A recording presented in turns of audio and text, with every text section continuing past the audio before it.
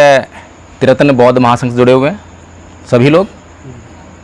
चलिए, तो सबसे पहली बात तो फिर से एक बार आप लोगों के लिए बहुत बहुत आभार, साधुवाद कि पूरी दुनिया से हटकर जो है आप लोग अपना जीवन जीने के लिए तैयार हुए हैं, प्रयासरत हो रहे हैं। एक सही दिशा में जो है हम लोग पहले से ही अग्रसर हो चुके हैं।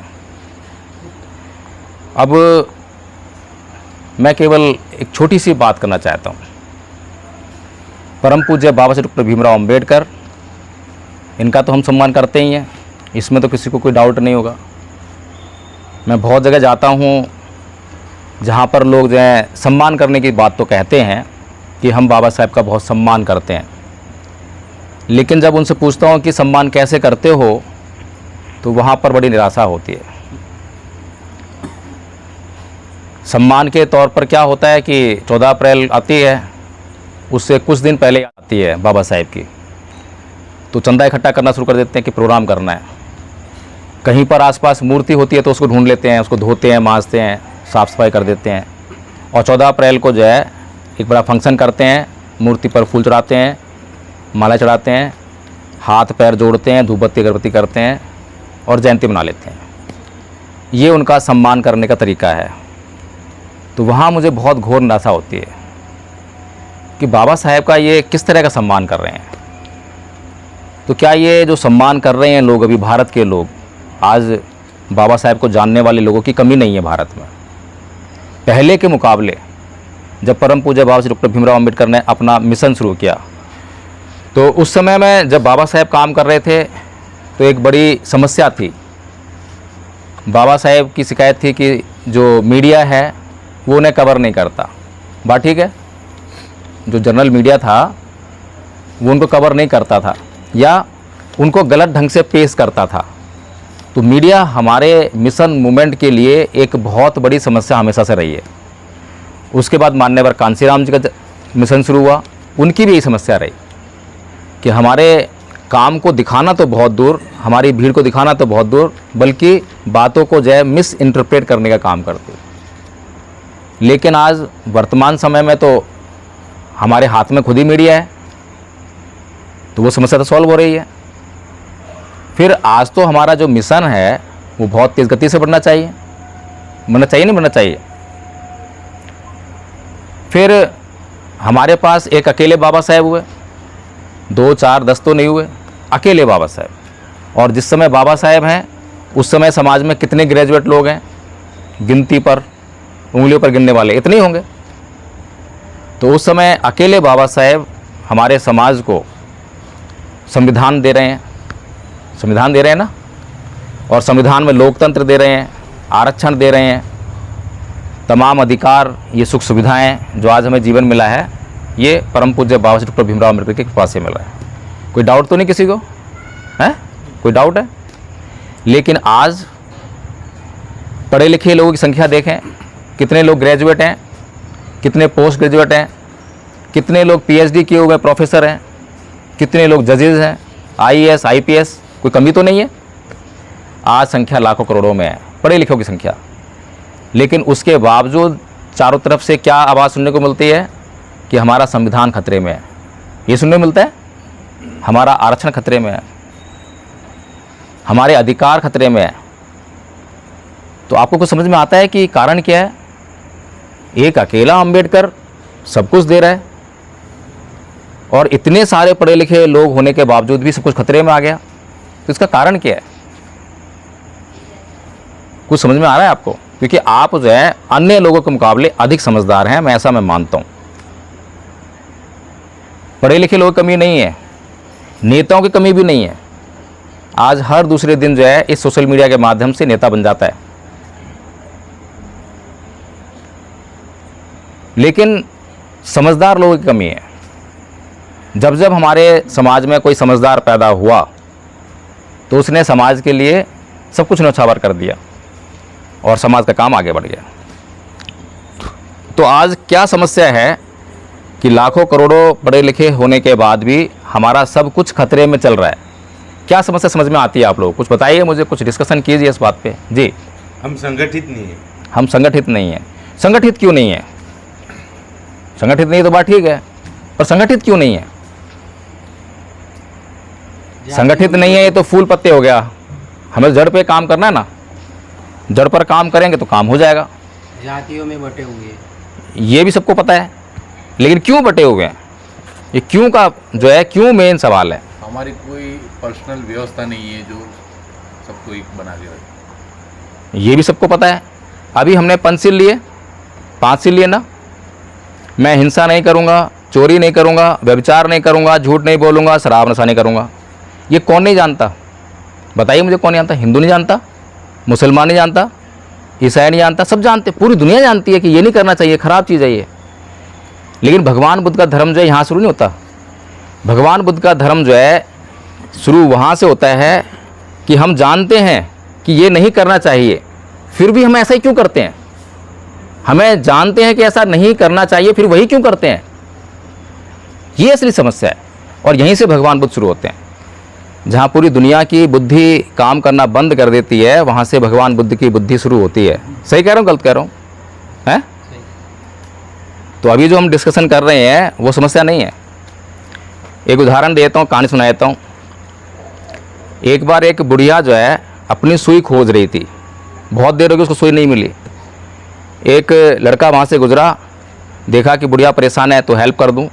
उसने पूछा कि बुढ़िया माई क्या खोज रही है? मैं अपनी सुई खोज रही हूँ, सुई खो गई है। अच्छा, तो वो भी लग गया हेल्प कराने। बहुत देर हो गई, सुई नहीं मिली। फिर पूछता है कि हे बूढ़ी माई, क्या तुझे ठीक ठीक पता है कि तेरी सुई यहीं खोई थी? तो बुढ़िया बोलती है कि नहीं बेटा, मेरी सुई तो कुटिया में खोई थी, वहाँ अंधेरा है, यहाँ उजाला है, इसलिए मैं सुई यहाँ खोज रही हूँ। समझ में आ रहा है? ये आज हमारे समाज के हालात हैं। समस्या कुछ और है और समस्या का हल कुछ और खोज रहे हैं। समस्या ये कुर्सी है और समस्या बता रहे हैं वो पेड़। तो कैसे, समस्या ही पता नहीं है, समस्या कारण तो बहुत दूर की बात है। भगवान बुद्ध का मार्गदर्शन हमारे पास 4 सत्य हैं। समस्या है, कारण है, निदान है, मार्ग है। लेकिन जब तक हम समस्या को नहीं समझेंगे, समस्या को नहीं पहचानेंगे, तो कैसे समस्या निदान होगा? कारण नहीं पता लगेगा, समस्या ही नहीं पता, कारण कहाँ से मालूम पड़ेगा? अगर हम समस्या कुर्सी को मान रहे हैं और समस्या पेड़ है और कुर्सी को समस्या मान रहे हैं, तो कुर्सी का ही कारण ढूंढेंगे ना हम, तो उसका तो कारण ढूंढेंगे नहीं। इसीलिए भगवान बुद्ध से पहले भी लोग जो हैं सत्य की खोज में लगे हुए थे। तो सत्य के रूप में क्या खोज रहे थे? सुख, स्वर्ग, अप्सराएं, इसी की तपस्या करते थे लोग जो है। गलत कह रहा हूँ, सही कह रहा हूँ? स्वर्ग, सुख और अप्सराएं, यही उनके विषय हुआ करते थे। लेकिन भगवान बुद्ध पहले महामानव हुए जो ना तो सुख की खोज में गए, ना अप्सराओं की, ना स्वर्ग की खोज में। क्या के खोज में गए? दुख की खोज में। अब ऐसे व्यक्ति को क्या कहेंगे? पागल ही कहेंगे। पागल थे ना। दुनिया सुख खोजती है और बुद्ध जो है दुख खोज रहे हैं। इस संसार का भला करने वाले लोगों को इस संसार ने पागल कहा है। यकीन मानिए, पागल कहा है। किसी भी आप जो है भला करने वाले को उठा लीजिए और फिर उसकी तुलना अपने से कीजिए, वो पागल दिखाई देगा। तो भगवान बुद्ध सबसे पहले समस्या को क्या करते हैं? डिफाइन करते हैं कि दुख है क्या। अगर मैं आपको बोल दूं कि भाई जाओ कमरे में मोबाइल रखा है और मोबाइल लेकर आ जाओ, ले आओगे क्या? आपको कभी मोबाइल का बारे में पता ही नहीं है, कभी देखा ही नहीं है, ले आओगे मोबाइल? नहीं ला सकते। लेकिन अगर मैं आपको मोबाइल के बारे में कुछ बता दूं कि ऐसे चकोर होता है, गोल होता है, ऐसा होता है, लाइट जलती है, ऐसे बटन होते हैं उसमें, तो थोड़ी देर में ढूंढ के ले आओगे। सही बात है, गलत बात है? इसका मतलब हमें अपनी समस्या की पहचान होनी चाहिए। तो भगवान बुद्ध पहले समस्या पर ही फोकस करते हैं। सुख को परिभाषित नहीं करा भगवान बुद्ध ने, कराया क्या? किसको परिभाषित किया है? दुख को। प्रथम आर्य सत्य क्या है? जाति पि दुखा, जरा पि दुखा, व्याधि पि दुखा, मरणम पि दुखा, शोक परिदेव दोमनस्य उपाया सापि दुखा, संपयोग दुखो और पिय ही विपयोग दुखा, संखितेन पचुपादान खंडापि दुखा। जन्म लेना दुख है, मृत्यु दुख है, रोग दुख है, बुढ़ापा दुख है, जो चीज़ हम चाहते हैं वो नहीं मिलती, दुख होता है। प्रियजन का बिछुड़ना दुख है, अप्रियजन का मिलना दुख है। कुल मिलाकर 5 स्कंदों से निर्मित ये शरीर जो है दुखों का घर है। पहले परिभाषित कर रहे हैं ना। जब परिभाषित करके ये समझ लिया कि दुख क्या है, तब उसके कारण पे फोकस किया, और जब उसके कारण पे फोकस किया तो कारण भी मिल गया। क्या कारण मिला? दुख का कारण क्या है? दुख का कारण क्या है? हैं? तृष्णा। आप लोगों को नहीं मालूम? आप लोगों को नहीं मालूम? मैं अक्सर जो ऐसी मीटिंग लेता हूँ तो वहाँ मैं पूछता हूँ कितने लोग बौद्ध बैठे हैं। अम्बेडकर भाई बहुत सारे मिल जाते हैं। कितने लोग बाबा साहेब मानते हैं? सारे हाथ खड़े। कितने लोग बौद्ध हैं? 2-3 हाथ खड़े। ऐसा होता है। फिर 2-3 को मैं बुलाता हूँ कि आइए, आप आइए, बताइए बौद्ध धर्म क्या है। तो क्या बोलते हैं? हिंदू धर्म को नहीं मानना, देवी देवता पूजा ना करना, पाखंड अंधविश्वास को नहीं मानना, वैज्ञानिक दृष्टि रखना। मैं कहा और बताओ क्या बौद्ध धर्म? बस यही बौद्ध धर्म है, दी एंड। यही बौद्ध धर्म है। फिर बौद्ध धर्म का प्रचार कैसे करते हैं? बौद्ध धर्म की क्या पहचान? मानव मानव एक समान। पंसीले झंडा लगा लिया घर पे, मैं बौद्ध हूँ। नाम क्या लगा लिया, मैं बौद्ध हूँ। लेकिन उस बौद्ध को बौद्ध धर्म क्या है वो नहीं पता है। कहेंगे बौद्ध? बताइए, कहेंगे बौद्ध? परम पूज्य बाबा साहब डॉक्टर भीमराव अंबेडकर ने हमारी सभी समस्याओं का हल करके हमें दिया। एक भी ऐसी समस्या नहीं है जिस पर परम पूज्य बाबा साहब डॉक्टर अंबेडकर ने फोकस ना किया हो। किसी को लगता है कि कोई समस्या ऐसी रह गई हो जिस पर फोकस ना किया हो? अगर लगता हो तो बता दो मुझे जरा, क्योंकि मेरी नज़र में तो ऐसा है नहीं जहाँ तक मैंने पढ़ाई लिखाई किया। और आपको यकीन दिला दूँ, मैं बहुत पढ़ा लिखा नहीं हूँ, मैं बहुत कम पढ़ा लिखा हूँ, इस बात को मान के रखना। तो इसीलिए अगर आप लोगों को किसी ने पढ़ा हो कहीं पर कि बाबा साहेब ने इस वाली समस्या पर फोकस नहीं किया, जीवन के किसी भी अंग में घुसकर, जीवन के कितने अंग हैं? सामाजिक, राजनीतिक, धार्मिक और कौन कौन से अंग हैं? जितने भी अंग हैं आप खोजिए, ढूंढिए, किसी अंग को छोड़ दिया हो जहां उन्होंने फोकस ना किया हो, समस्या का हल ना दिया हो।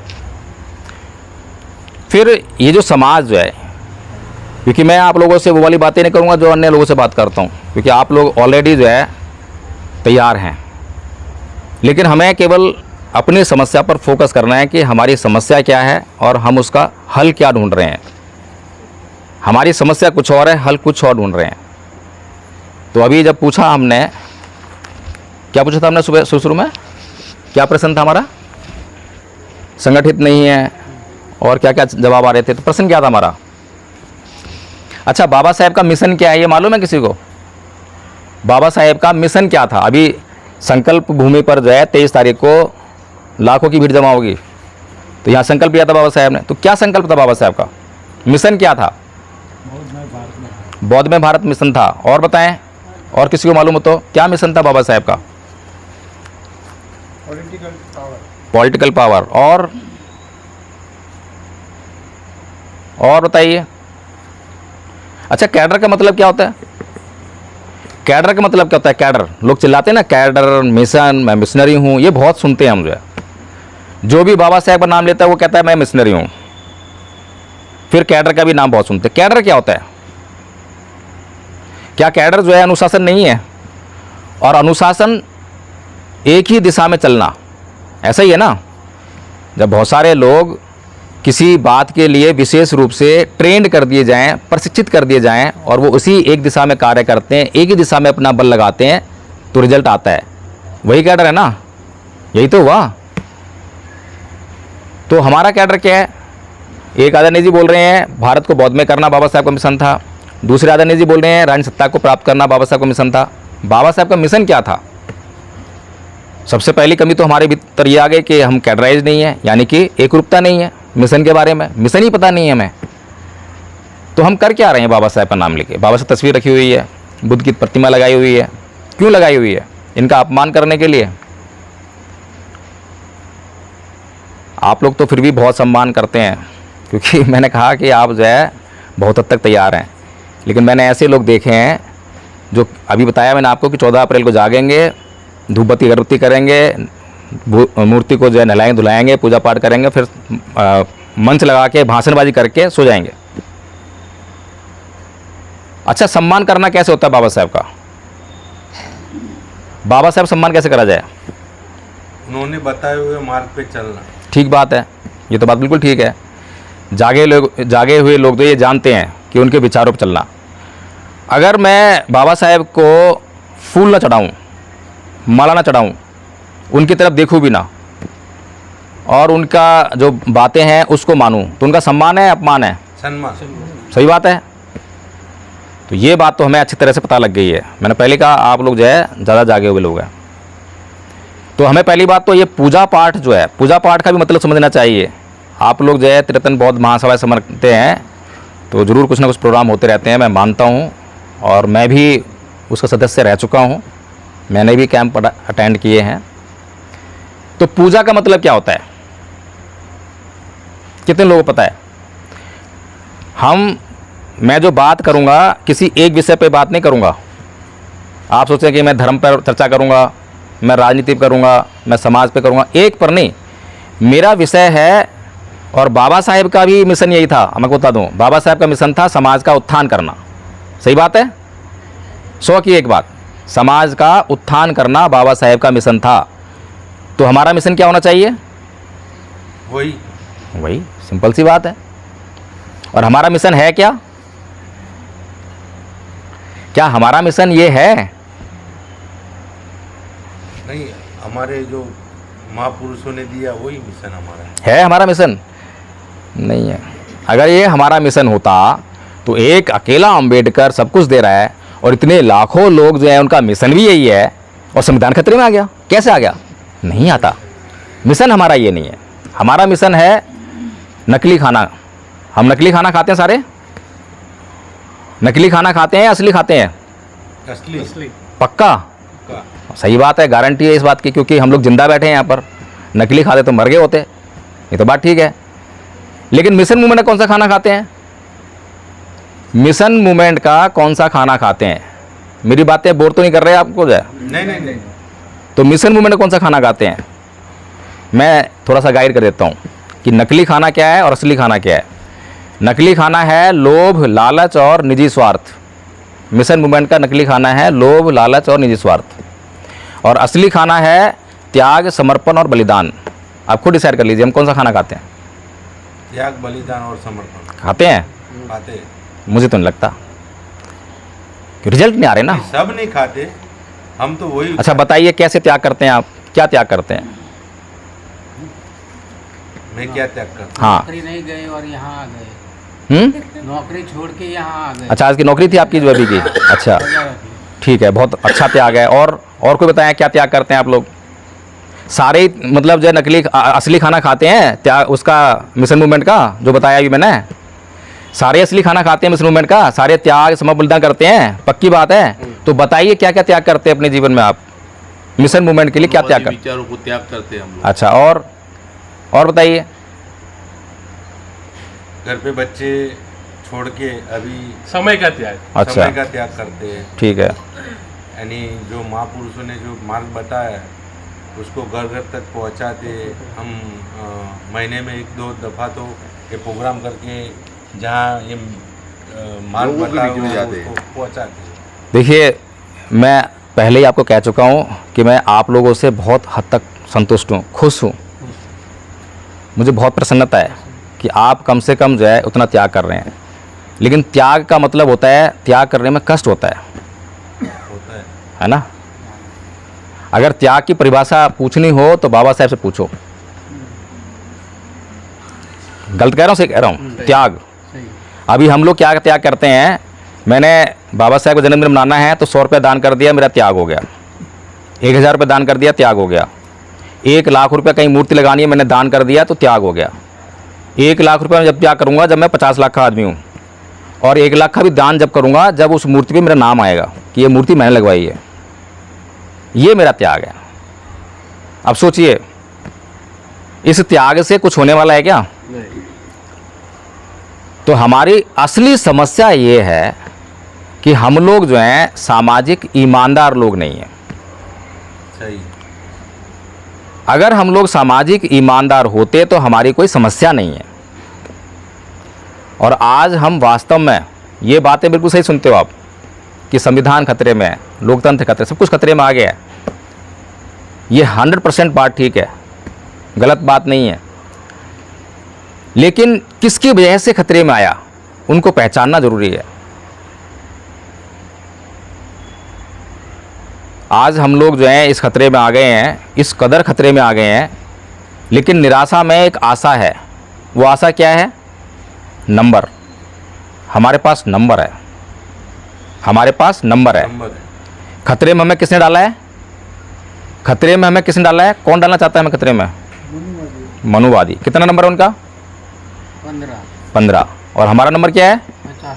85, ये हमारे लिए सबसे पॉजिटिव चीज़ है।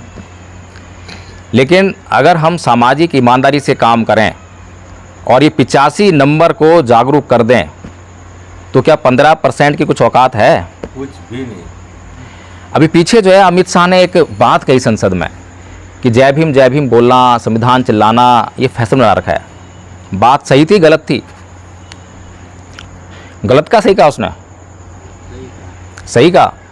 कैसे? जो यहाँ बैठे हैं हाँ, बाकी तो मानो कि 1%, बाकी 90% तो चिल्लाते ही है ना, इसकी वजह से बोला ना। अच्छा, फैशन होता क्या है? हमें ना क्या है कि चीज़ों को समझना बहुत ज़रूरी है। अगर हम चीज़ों की बेहतर समझ पैदा कर लेंगे तो चीज़ें समझना आसान हो जाएगी, फिर काम करना आसान हो जाएगा। जैसे कि एक बहुत बड़ा पत्थर हो और उस बहुत बड़े पत्थर को मुझे धकेलना है, कहीं दूसरी जगह ले आना है। मैं धक्का मारूँ तो हिल भी नहीं पाएगा, लेकिन मैं थोड़े सा अगर ये दिमाग लगा लूँ और एक बहुत बड़ा बम्बू लेकर आऊँ, उसके नीचे प्लेस कर दूँ और नीचे पत्थर लगा के ऐसे हल्का पुश करूँ, चला जाएगा, है ना? तो समझ होना बहुत ज़रूरी है। काम को करने की समझ होना, अपनी समस्याओं की समझ होना बहुत ज़रूरी है। तो फैशन क्या होता है? आप लोग फैशन करते हैं या बिल्कुल सादा जीवन, क्योंकि टीवी में जुड़ गए हैं तो सादा जीवन बस? फैशन नहीं करते। फैशन करे हुए किसी को देखा है? देखते हैं कैसा होता है फैशन? हैं? टीवी में जुड़ गए वो बोलो बोलो बोलो, जवाब आपको तो कहीं जवाब आपको पड़ते तो हैं। इतना मजा चलो मैं थोड़ी सी हेल्प करता हूँ। अच्छा, मज़ा लेने के लिए मत सुनना मेरे को जो है। हाँ, क्योंकि मज़ा लेने के लिए तो यूट्यूब पे बहुत सारा भरा पड़ा है। मज़ा तो बहुत कहीं भी ले लोगे आप, लेकिन हमें विचार का जो है मंथन करना है। सर्दियों में बहुत बड़ी सर्दी पड़ती है, महिलाओं को जो है जब शादी ब्याह में जाना पड़ता है तो उनका फैशन देखा है कैसा होता है? कैसे कपड़े पहनते हैं? जाड़ा गरम पहन के आती हैं। यहाँ पे गरम पहनती हैं, ठंडी में ठंडी में गरम पहनती हैं। जो शादी ब्याह में जाती हैं, शादी ब्याह में जाती हैं तो बेशक जो है गरम कपड़ा डाल के जाएंगी, लेकिन जब फोटो खींचनी बारी आएगी तो कपड़ा उतार देंगे। मफलर का आप तो ठीक है ना? हैं? तो फोटो खींचने पर जो कपड़ा वो इस्तेमाल करते हैं, उस कपड़े की क्या क्या उसकी क्वालिटी है? पहली क्वालिटी तो ये है कि वो काम बिल्कुल नहीं कर रहा है, यानी सर्दी के लिए हम कपड़ा पहन रहे हैं उस समय, और सर्दी से वो बिल्कुल नहीं बचा रहा है। दूसरी बात, उसमें अट्रैक्शन बहुत ज़्यादा है ना? आकर्षण है, इसीलिए उस कपड़े को हम पहनकर फोटो खिंचा रहे हैं। तो फैशन का ये काम होता है। फैशन काम बिल्कुल नहीं करेगा, जो काम दिया जाएगा वो काम नहीं करेगा, और देखने में सुनने में बहुत सुंदर, बहुत अच्छा लगेगा, आकर्षक लगेगा, मनमोहक लगेगा। तो अमित शाह ने बिल्कुल ठीक कहा कि जय भीम बोलना इन लोगों के लिए फैशन बन गया है। और अगर इस समाज के लिए जय भीम बोलना फैशन ना होता तो उसका रिजल्ट क्या होता? क्या होता उसका रिजल्ट? है? सत्ता हमारे हाथ में होती है। अरे अमित शाह बाहर होता संसद के, और हम लोग संसद के अंदर होते। अभी तो 131 सांसद चिल्लाते ना, 131 नहीं, हमारी डिमांड 131 की नहीं है। हम इस देश के मालिक हैं। एक और कहानी सुनाता हूँ। ऐसे ही एक घर था, इतने बड़ा घर था, और उसका मकान मालिक खूब आराम से रह रहा था, बड़े आराम से। एक दिन किराएदार आया कोई कि आपके पास इतने कमरे हैं, एक कमरा मुझे खाली है, दे दो मेरे को किराए पर। उसने कहा ठीक है भैया, ले लो किराए पे कमरा। 2-4 दिन बाद जो है मकान मालिक को कहीं 2 महीने के लिए जाना पड़ गया। वो घर की पूरी चाबी जो है उसको सौंप गया कि ये लो भैया ज़रा देख रेख रखना। ठीक है जी। 2 महीने के चला गया। 2 महीने बाद आया वापस, बोलता है भाई सारे में देखा कब्जा हो गया उसका। किसका? किराएदार का। तो बोलता है भाई मेरे को जो है मेरा दो, ये वापस करो। तो वो अंदर से लठ निकाल के लाया, उसमें 4 लठ मारे और वो भागा। थोड़ी देर बाद उसको होश आया, फिर आके हाथ जोड़ते हुए, ए मालिक साहब, आप मालिक हो, एक काम करो, वो कोने में जो कमरा बनाया ना उसमें मुझे रहने दो।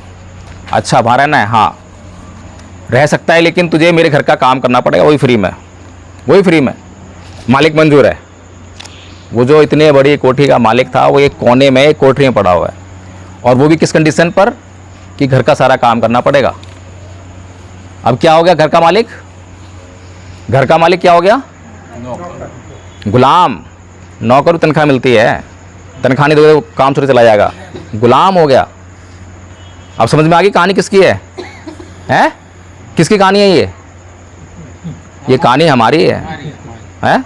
इस देश के मालिक थे हम तो, ऐसा ही हुआ है। तो अब कैसे मालिक बने दोबारा से जो है? लट लेना पड़ेगा। लट लेना पड़ेगा। आप तो टीबीएम जुड़े हो, टीबीएम में यही सिखाया कि लट लेना पड़ेगा।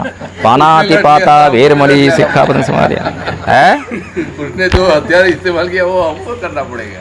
समाज को जागरूक करना पड़ेगा। हाँ, वैसे ही बाबा साहेब ने कहा है कि अत्याचार को सहन करने वाला अत्याचार करने वाला ज़्यादा बड़ा गुनहगार होता है ना। ये बात सही कही बाबा साहेब ने। इसीलिए हमने जो है क्या उठा लिया, ईंट का जवाब पत्थर से देना है, सहेंगे नहीं। और लट उठा लिया हमने, ईंट उठा ली, छोड़ेंगे नहीं, यही तो हो गया ना। और बाबा साहेब बुद्ध के शरण जा रहे हैं, और बुद्ध क्या बोल रहे हैं? ना ही वेरेन वेराणी समन्ति गुदाचनंग अवेरन च समन्ति ऐस धम्मो सनातन। समझ में आ रहा है कुछ? वैर से कभी वैर शांत नहीं होता, अवैर से ही वैर शांत होता है। ऐसा कॉन्ट्रडिक्शन कैसे? बाबा साहेब कह रहे हैं कि ये करो और बुद्ध कह रहे हैं कि ये करो, किसकी मानेंगे बात? आप तो टीवीएम वाले हैं, अब जो है अब परीक्षा शुरू होगी टीवीएम की। बताइए किसकी बात माननी चाहिए, बाबा साहेब की या बुद्ध की? बुद्ध की, बुद्ध की।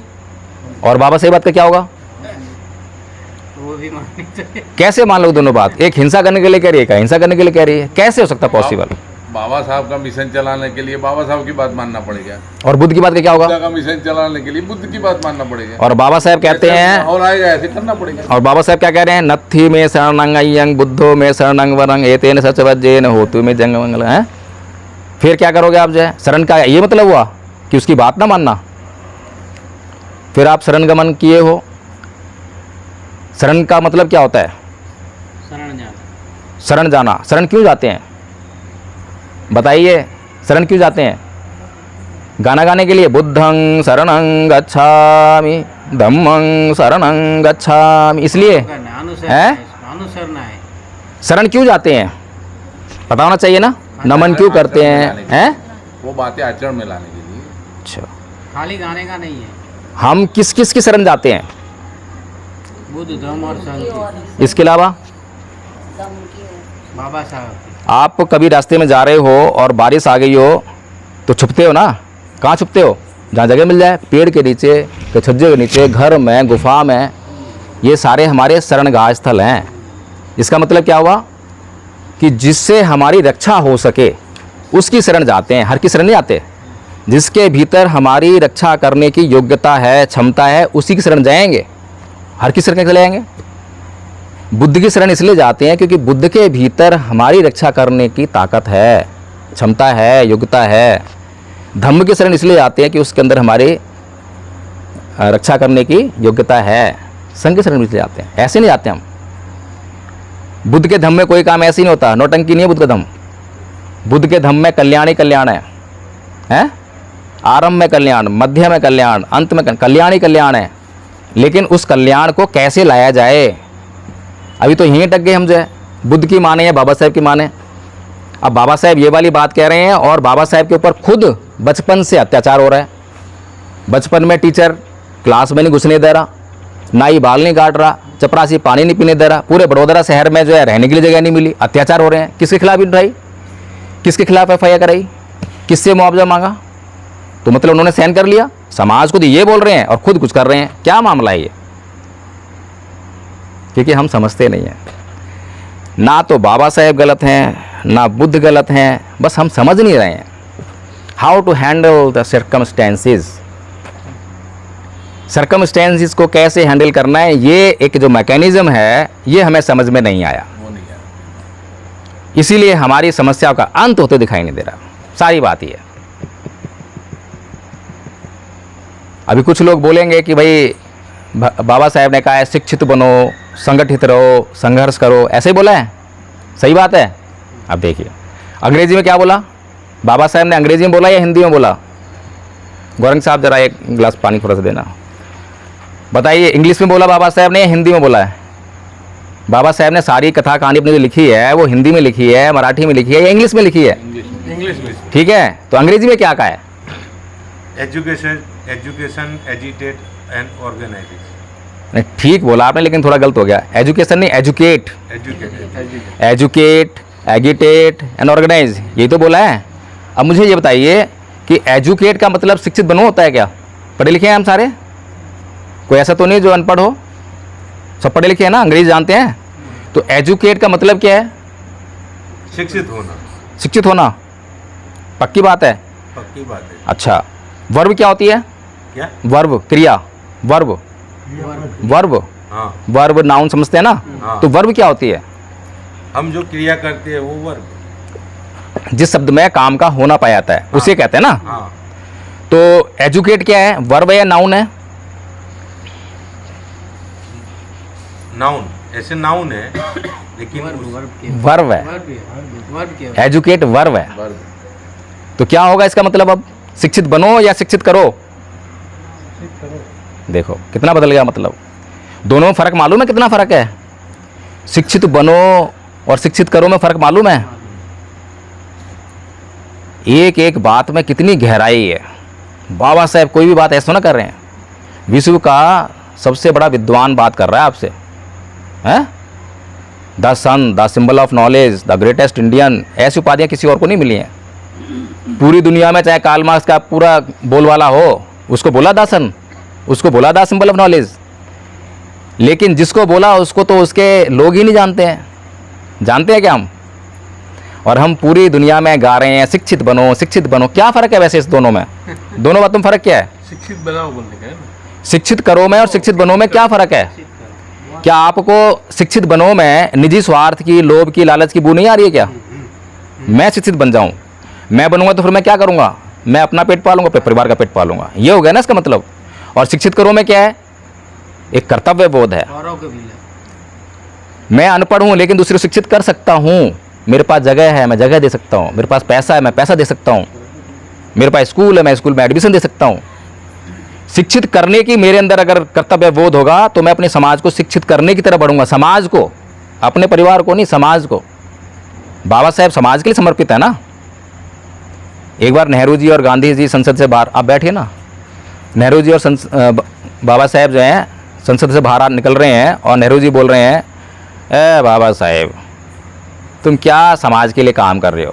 ये समाज तुम्हें कुछ देने वाला नहीं है। अच्छा हो आप कांग्रेस ज्वाइन कर लो, बहुत कुछ मिलेगा। और बात भी ठीक थी। जिस व्यक्ति ने संविधान लिखकर पूरे देश के लोगों को वोट देने का अधिकार दिया और उन लोगों ने अपने वोट की ताकत से उस आदमी को पहला चुनाव हरा दिया है, तो नेहरू से कहेंगे। अब बाबा साहेब क्या कह रहे हैं? बाबा साहेब कह रहे हैं, ए नेहरू जी, मैंने इस समाज में जन्म लिया है, इस समाज का मेरे ऊपर कर्ज है। अगर ये मेरा समाज मुझे पीट पीट कर भी इस लैंप पोस्ट पर लटका देगा तो भी मैं इस समाज के लिए ही काम करूँगा, मरते दम तक समाज के लिए काम करूँगा। समझ में आ रहा है फ़र्क? सोचिए, कर्तव्य बोध। अब दोनों में कितना फ़र्क है? शिक्षित बनो और शिक्षित करो। फिर दूसरा शब्द क्या है? एजुकेट, ऑर्गेनाइज है। दूसरा शब्द क्या है? एगिटेट। अब हिंदी में क्या करा हमने उसका? बताइए हिंदी में क्या करा? संगठित रहो, हैं? यही मतलब है एगिटेट का। एगिटेट का मतलब यही होता है, संगठित रहो, संगठन होता है। हम लोग पढ़े लिखे हैं, मोबाइल तो होगा, मोबाइल पे देख लो। एगिटेट का मतलब संघर्ष करो। और स्ट्रगल का मतलब क्या होता है हिंदी में? स्ट्रगल का मतलब क्या होता है? एगिटेट का मतलब होता है आंदोलित करो। आंदोलित करो होता है, संगठित रहो नहीं होता है। कितना फर्क आ गया देख लो, बातों में फर्क है कि नहीं है? अब इसका मतलब समझना है, हैं? क्या हुआ? इसका सीक्वेंस समझना है, और सीक्वेंस समझेंगे तब आपको समझ में आएगा कि कितनी गहराई से बात कही है। और अगला शब्द क्या है? ऑर्गेनाइज। और हम क्या बोल रहे हैं? संघर्ष करो। संगठित करो। इसका मतलब क्या है? संगठित करो।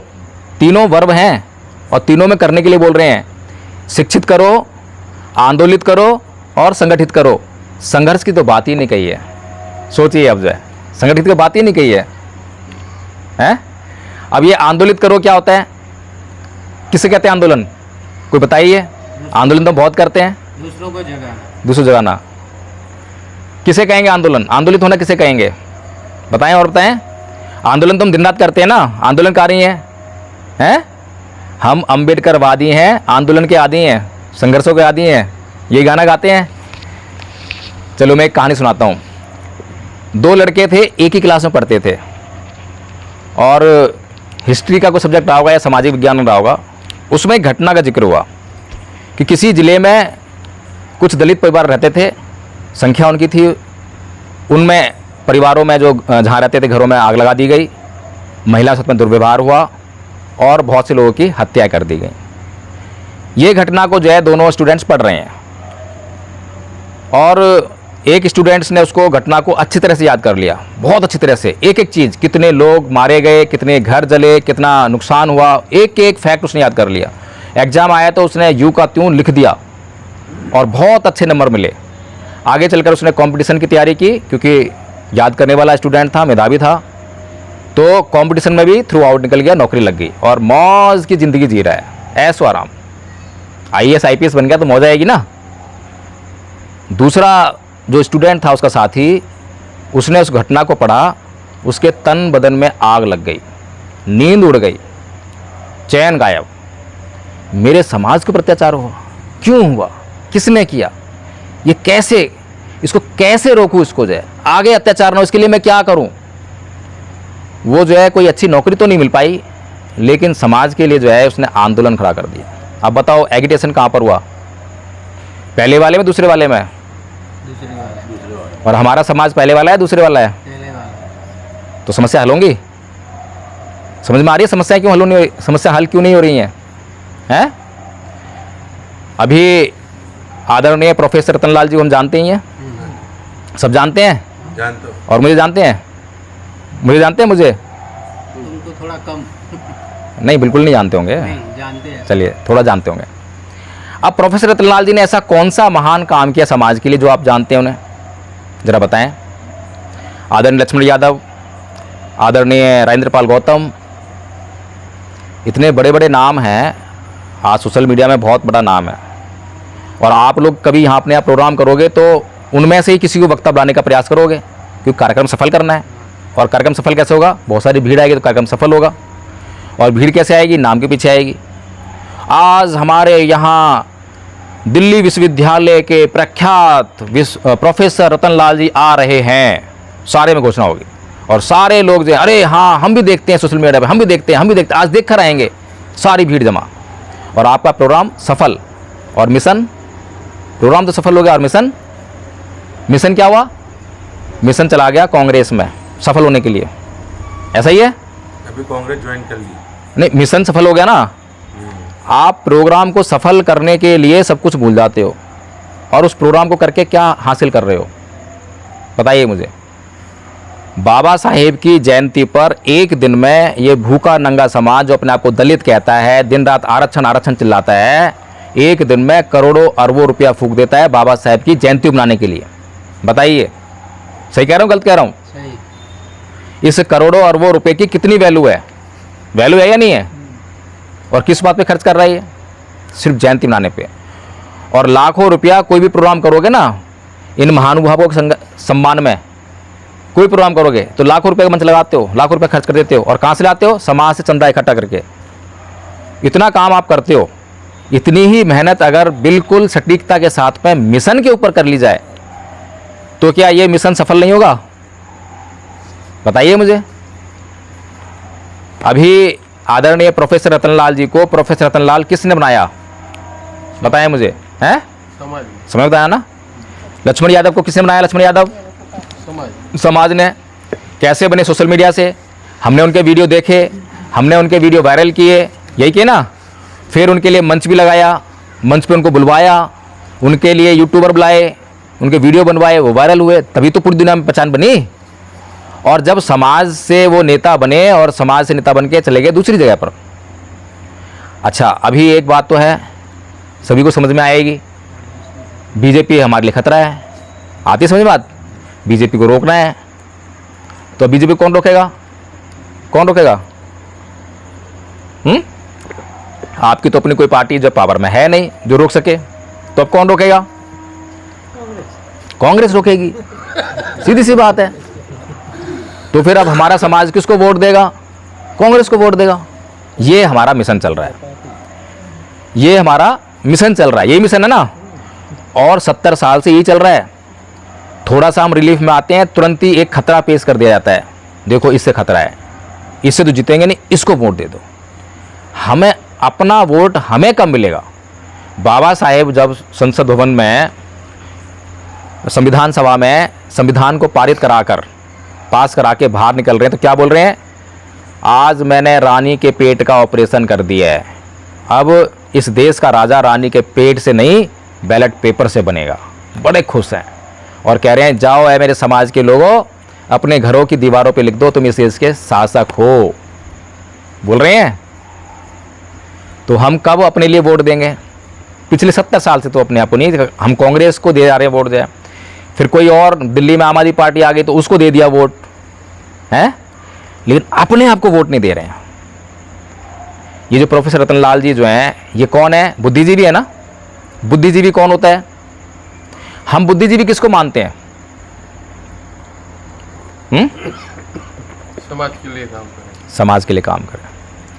मेरे हिसाब से बुद्धिजीवी वो है, अभी तो खैर फिलहाल आप लोग जिसको बुद्धिजीवी समझते हो उसका मतलब है तो सोशल मीडिया वायरल हो जाए, उसको बुद्धिजीवी मानते हैं हम। और सोशल मीडिया वायरल होने के लिए क्या करना है? एक मैकेनिज्म है, उसे इस्तेमाल करो, सोशल मीडिया वायरल हो जाओगे। सुमित रतन जैसे चरित्रहीन लोग वायरल हो रखे हैं, पूजे जा रहे हैं पूरे देश में। विनयाचार्य ऐसे लोग पूजे जा रहे हैं पूरे देश में। कैसे पूजे जा रहे हैं? क्या करा है उन्होंने? हैं? नेता क्या होता है, बुद्धिजीवी क्या होता है, इसकी हमें जो है पहचान नहीं है। इसीलिए हमारे सामने जो भी आता है चीबर पहन के आ गया तो भिक्खू मान लिया। पढ़ा लिखा इंजीनियर, डॉक्टर, वकील, जज उसके पैरों में लेट जाता है और वहाँ हम दूसरों को दोष देते हैं। देखो 4th क्लास पंडित जो है, पुजारी हैं, 4th क्लास फेल है वो, और वो तुम्हारे घर का जो है मुहूर्त निकालता है, तुम्हारे बच्चे का नाम रखता है, उसको तो बोल रहे हैं। और तुम क्या कर रहे हो? हम क्या कर रहे हैं? हमने बौद्ध भिक्षु पहचाना कि बौद्ध भिक्षु क्या होता है? पहचाना। बुद्धिजीवी क्या होता है? पहचाना। नेता क्या होता है? पहचाना। बताइए मुझे, पहचानना चाहिए ना। दूसरों दोष जब दें जब हम सही हों। दूसरों को हम अंधभक्त कहते हैं, लेकिन हम क्या हैं? हम अंधभक्त नहीं हैं क्या? अंधभक्त क्या होता है? जो जांच ना करे, जो बताने पे भी आचरण ना करे, तर्क बुद्धि का इस्तेमाल ना करे, है? यही तो अंधविश्वास हो गया, अंधभक्ति हो गई। तो अब किसी को भी अगर हम चीबर में देखेंगे तो वो हमारे लिए क्या है? भिक्खू। और भिक्खू का हमारे भीतर बहुत सम्मान है। मैं यहाँ पर आया हूँ, मैं धम्म के बारे में आपको बहुत अच्छा ज्ञान दूंगा, बहुत बढ़िया ज्ञान। ऐसा ज्ञान शायद कोई भिक्खू दे पाए, लेकिन मुझे आप 1 रुपया नहीं दोगे। दोगे क्या? नहीं दोगे, क्योंकि मेरे पास ड्रेस जो है ना वो आपको सूट नहीं कर रही है? और यहीं पर कोई बहुत भिक्षु आए तो सारे पहले तो आप जो है चरणों में लेटोगे, धोख जमाओगे, फिर उसके बाद बैठ के बहुत ध्यान से सुनोगे। अब क्या बोल रहा है पता नहीं चल रहा है, लेकिन सुन रहे हो, बहुत ध्यान सुन रहे हो। फिर उसके बाद जब जान लगेंगे, भंते जी मेरे साथ 500 रुपये, 1000 रुपये। भंते जी हाँ ये लो, ठीक है, अलविदा। चल रही है दुकान है। बहुत सारी बातें करने के लिए मेरे पास, बहुत सारी चीज़ें हैं, समय कमी है। दान और सहयोग में मतलब पता है आपको? अर्थ पता है दान क्या और सहयोग क्या है? दान तो करते होगे आप लोग। दान क्या होता है? 10 पारमिताओं में से एक पारमिता है दान। दान तो हम बहुत करते हैं। क्या होता है दान? दान क्या होता है बताइए कुछ? जवाब नहीं मिल रहा मुझे बिल्कुल भी। सब दानम धम दानम जिनाति। सब दानंग धम दान जिनाती, तो बात ठीक है। अब मैं किसी को जो है कोई धर्म का काम कर रहा है, मैं धर्म का काम कर रहा हूँ, तो मुझे आपने पैसा दे दिया तो धमदान हो गया वो? बताइए, धमदान हुआ नहीं हुआ? नहीं हुआ? मैं बोलूँ हुआ नहीं हुआ? हुआ ना? तो बोलेंगे हाँ। नहीं हुआ ना? नहीं। आप तो मेरे से ही चल रहे हो।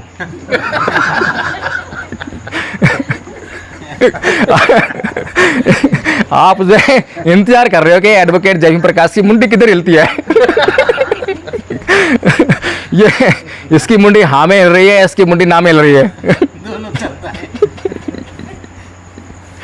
देखिए 10 पारमिताओं में से एक पारमिता है दान पारमिता, और दान पारमिता भिक्षुओं के लिए बहुत जरूरी है, महत्वपूर्ण है। एक भिक्षु जो है कब भिक्षु बनता है? भिक्षु बनने से पहले वो परिव्राजक बनता है, पज्जा लेता है ना? परिव्राजक मतलब गृह त्याग करता है। 3 बातें होती है उसमें। पहला घर का त्याग करता है, घर से बेघर हो जाता है। घर से बेघर होने का मतलब क्या है कि अब उसे कहीं ठहरने का कोई स्थान मिले या ना मिले, ठहरने का सुख मिले या ना मिले, उसे कोई चिंता नहीं है। आकाश उसकी छत है और धरती उसका बिछौना है। समझ में आ गई गृह त्याग का मतलब। दूसरा क्या है, संपत्ति का त्याग करता है। अब उसे किसी प्रकार की कोई भी संपत्ति से कोई अटैचमेंट नहीं है, ठीक है, सब तरह की संपत्ति। तीसरा, रिश्ते नातों का त्याग। अब उसका कोई रिश्ता नाता नहीं, किसी से कोई संबंध नहीं है। ये एक परिव्राजक होने के गुण हैं, ठीक है।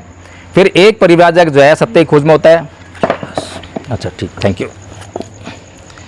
तो कोई परिव्राजक जो है, परिव्राजक तो बहुत सारे होते हैं, क्योंकि बुद्ध के समय में भी 62 पंथ थे। आजीवक पंथ है, जैन पंथ है, बहुत सारे पंथ थे। तो अब परिव्राजक होने का मतलब ये नहीं खाली बुद्ध शरण जाएगा, वो किसी की भी शरण में जा सकता है। तो मान लीजिए कोई जो है भिक्खु संघ में शामिल होना चाहता है, बुद्ध का भिक्खु संघ है, उसमें शरण में शामिल होना चाहता है। तो जब उसमें जाएगा तो वो भिक्खु बनने के लिए जाएगा, ठीक है। तो बुद्ध उसको क्या देंगे, लक्ष्य जो है, उसका लक्ष्य क्या हुआ, भिक्खु बनने का लक्ष्य क्या होता है, प्रचार प्रसार, प्रचार प्रसार होता है। बौद्ध धर्म का प्रचार प्रसार करना। कोई बताओ, एक बौद्ध भिक्षु के जीवन का लक्ष्य क्या होता है। इसीलिए तो विनयाचार्य ठीक है अगर प्रचार प्रसार करना ही है उसका तो वो ठीक है। एक बौद्ध भिक्षु के जीवन का लक्ष्य होता है निर्वाण को प्राप्त करना। समझ रहे हैं, बुद्ध ने किसको प्राप्त किया था, दुख का अंत करके क्या प्राप्त किया था, निर्वाण।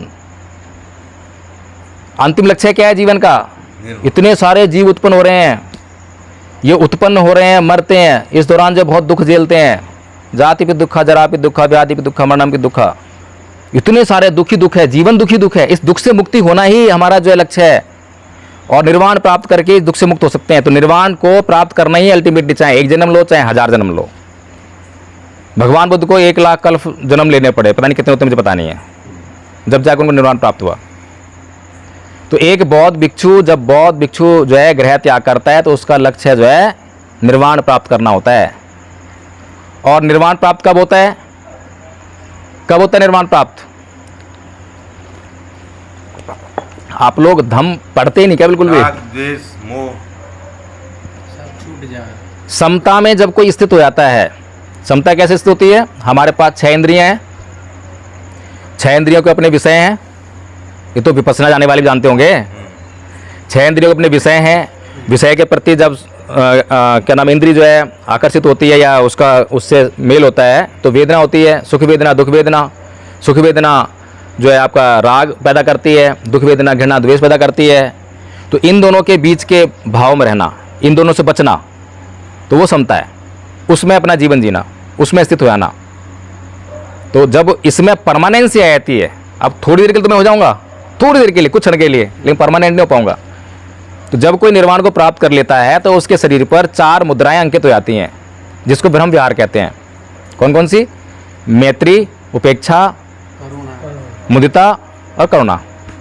ये 4 जो है मुद्राएं उसके चेहरे पर, शरीर पर अंकित हो जाती हैं, पहचान हो जाती है कि हाँ ये अर्हत हो चुका है। बुद्ध देखते बोलते हैं ना कि देखते ही पहचान लेते हैं कि अर्हत हो गया है। कैसे, उस वैसे चेहरे पे आपने बुद्ध की मुस्कान देखी होगी, कैसी मुस्कान है, मुस्कान नहीं वो मुदिता है।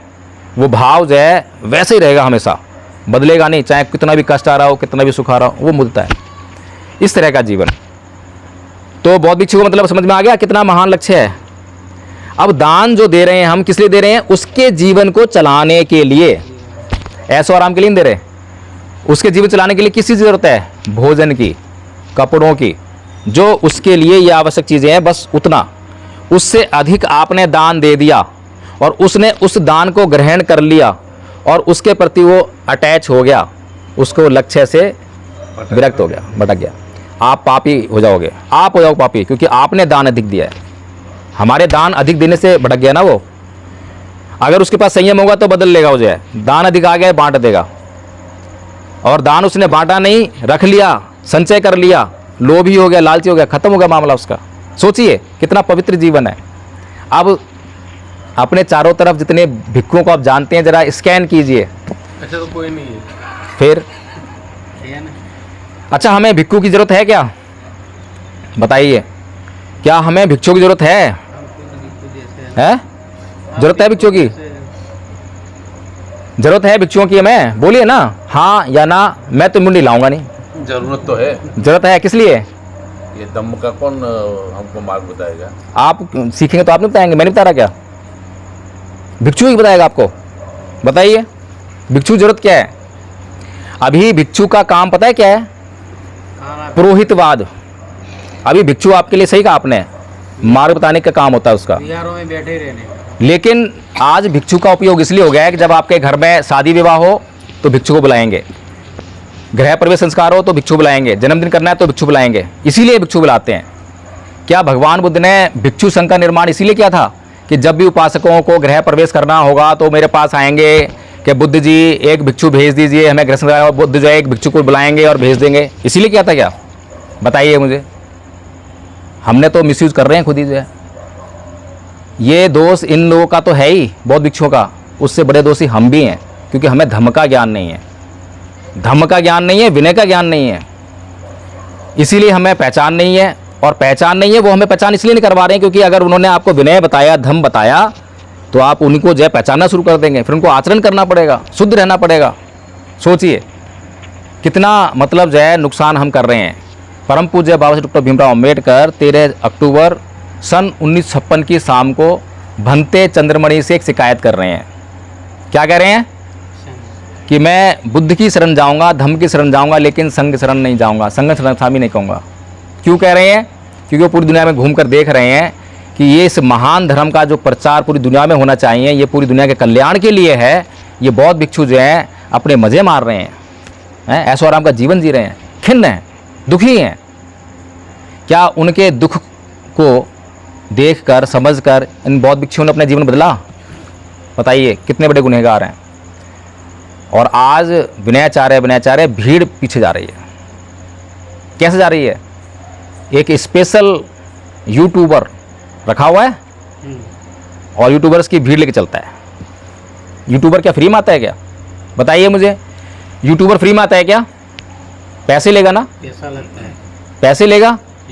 क्या आपने उसको दान जो है इसलिए दिया था कि वो यूट्यूबर रखेगा, उसको पैसा देगा? बताइए मुझे। सोचिए हम क्या कर रहे हैं? हमने दान उसको निर्वाण प्राप्त करने के लिए दिया था, उसके निर्वाण में सहयोग करने के लिए दिया था कि निर्वाण पथ पर अग्रसर रहेगा, निर्वाण प्राप्त नहीं भी कर पाया तो उस पथ पर चलते हुए जितनी शुद्धि हासिल करेगा, उससे जो प्रज्ञा हासिल करेगा, जो धम्म सीखेगा, उसको धम्म को प्रचार करेगा समाज में आकर। इसलिए हम उसको जो है दान दे रहे हैं। और वो दान का इस्तेमाल जो है अपना चेहरा चारों तरफ घुमाने में, पूरा इंटरनेशनल भिक्षु बनने में। फिर सबसे बड़ी मूर्खता वाली बात, क्या विनयाचार्य भिक्षु है भिक्षु? बताइए मुझे। आप तिरतन बौद्ध महासंघ के सदस्य हैं, जुड़े हुए हैं, तो धम्म का खुद भी अध्ययन करना चाहिए। जरूरी नहीं कि हम लोगों को जो है कोई कैंप ही लगे, क्योंकि हर किसी की अपनी लिमिटेशंस होती हैं। और तिरतन बौद्ध महासंघ को मैं जहाँ तक जानता हूँ बहुत गहराई से धम्म समझाते हैं। तो क्या विनयाचार्य जो है एक बौद्ध भिक्षु है? बताइए मुझे। अभी पीछे आपने सुना कि श्रामणेर है, वो भंते चंद्रकीर्ति ने आके खुद बताया कि ये मेरा शिष्य है। बोला कि नहीं बोला? फिर उन्होंने उनको मना कर दिया कि अब मैं इसको अपने शिष्यत्व से नकारता हूँ, मैं त्यागता हूँ उसको। जब कोई बौद्ध भिक्षु जो किसी श्रामणेर का आचार्य हो और वो अपने शिष्य का त्याग कर दे, तो क्या उसको चीवर पहनने का अधिकार है? कैसे रह सकता है? अगर उसको चीवर पहने है तो वो दूसरा गुरु ढूंढेगा, दूसरा आचार्य ढूंढेगा। सबसे पहले तो वो संघ के पास जाएगा, संघ से निवेदन करेगा कि मेरे गुरु ने मुझे त्याग दिया है। संघ कारण पूछेगा, कहीं ऐसा तो नहीं है ईर्ष्या और द्वेष से त्याग दिया हो? ऐसा हो सकता है? अगर ईर्ष्या और द्वेष से त्याग दिया है तो संघ जो है दूसरा आचार्य अपॉइंट करेगा उसको ट्रेनिंग देने के लिए, और वो जो भिक्षु है उसके खिलाफ कार्रवाई करेगा। संघ के नियम है, लेकिन कुछ नहीं है। जो कुछ भी ये लोग कर रहे हैं सब निर्बाध कर रहे हैं, क्योंकि हमें ज्ञान नहीं है। हमारी मूर्खता का पूरा फ़ायदा फुल फ्लैज, और हम अपनी गाड़ी कमाई का इतना बड़ा जो पैसा जो है बाबा साहेब के मिशन में लगना चाहिए, वो इन लोगों के मिशन में लग रहा है। ये तो होगी बौद्ध कहानी, ठीक है। और दान और सहयोग में बड़ा फ़र्क होता है। दान जो है आवश्यकता के आधार पर दिया जाता है, और सहयोग जो है अपेक्षा पर आधारित होता है। अपेक्षा पर, अगर मैं कोई संगठन बनाता हूँ, उसका लक्ष्य बनाता हूँ, तो उस लक्ष्य को पूरा करने के लिए मुझे धन की जरूरत पड़ेगी, तो मैं अपने सदस्यों से वो अपेक्षा करूँगा कि मेरे सदस्य जो हैं मुझे जब सहयोग करेंगे जब भी वो लक्ष्य तक पहुँचेंगे, तो वो सहयोग है। तो सहयोग में और दान में हमें फ़र्क समझना चाहिए। चलिए और डिटेल में बात नहीं करेंगे इसमें। दूसरा हमारा नेता, नेता कैसे बनता है? मान्यवर साहेब कांसीराम जी, परम पूज्य बाबा साहेब डॉक्टर भीमराव अंबेडकर हमारे नेता थे ना? कैसे नेता बने? पहले वो समाज के बीच में आए, समाज को समझाया, समाज को तैयार किया, समाज समझ गया, फिर समाज ने, समझे हुए समाज ने उसको अपना नेता स्वीकार किया, जब भी नेता बने। आज के जो नेता हैं उनमें से बताओ कौन सा नेता ऐसा है जो इस कंडीशन को पूरा करता हो? है कोई? कोई नहीं, थोपा ज़्यादा है। आज आपको इस मीडिया से जो है सिर्फ नेता रातों रात पैदा हो जाते हैं, रातों रात। कोई ईवीएम का आंदोलन छेड़ता है वो नेता, बाबा साहेब की मूर्ति के लिए आंदोलन कर रहा है वो नेता, जो आंदोलन करने वाला ही नेता हो गया। और मीडिया में आज हाईलाइट होना बहुत आसान काम हो गया है। उदाहरण आपके सामने एक से बढ़कर एक है, ठीक है। अच्छा, और क्या था? नेता हो गया, बहुत भिक्षु हो गया, और कोई समस्या थी? अब सीधे मिशन पे आए थे। तो बाबा साहेब डॉक्टर भीमराव अंबेडकर जो हैं हमारी समस्याओं के सबसे बड़े डॉक्टर हैं, हमारी हर बीमारी का इलाज करने वाले सबसे बड़े डॉक्टर हैं। कोई डाउट तो नहीं किसी को? है? कोई डाउट नहीं। कोई डाउट नहीं है। तो हमारी समस्या के लिए क्या इलाज देते हैं और हमारी क्या समस्या उन्होंने समझी, क्या समस्या समझी?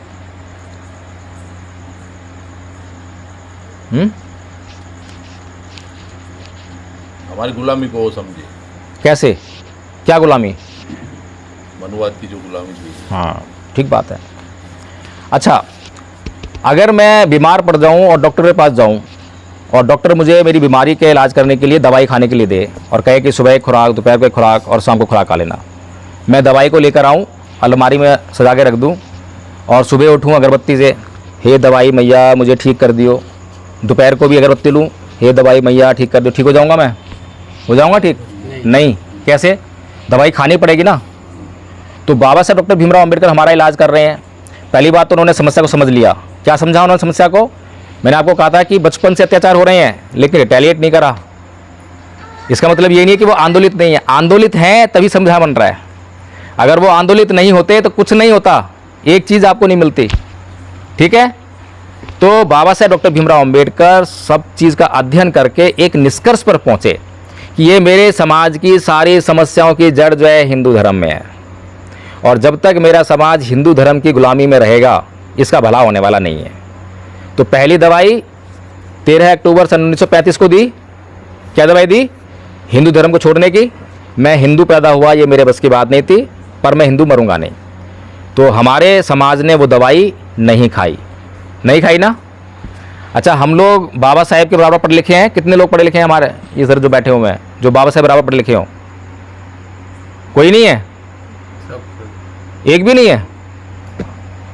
अच्छा, आधे पढ़े लिखे हो जो बाबा साहेब के, जो बाबा साहेब बराबर ने, कोई बात नहीं, आधे पढ़े लिखे हो? सब पढ़े लिखे, आधे पढ़े लिखे, आधे पढ़े लिखे हैं? सब पढ़े, आधे पढ़े लिखे सब।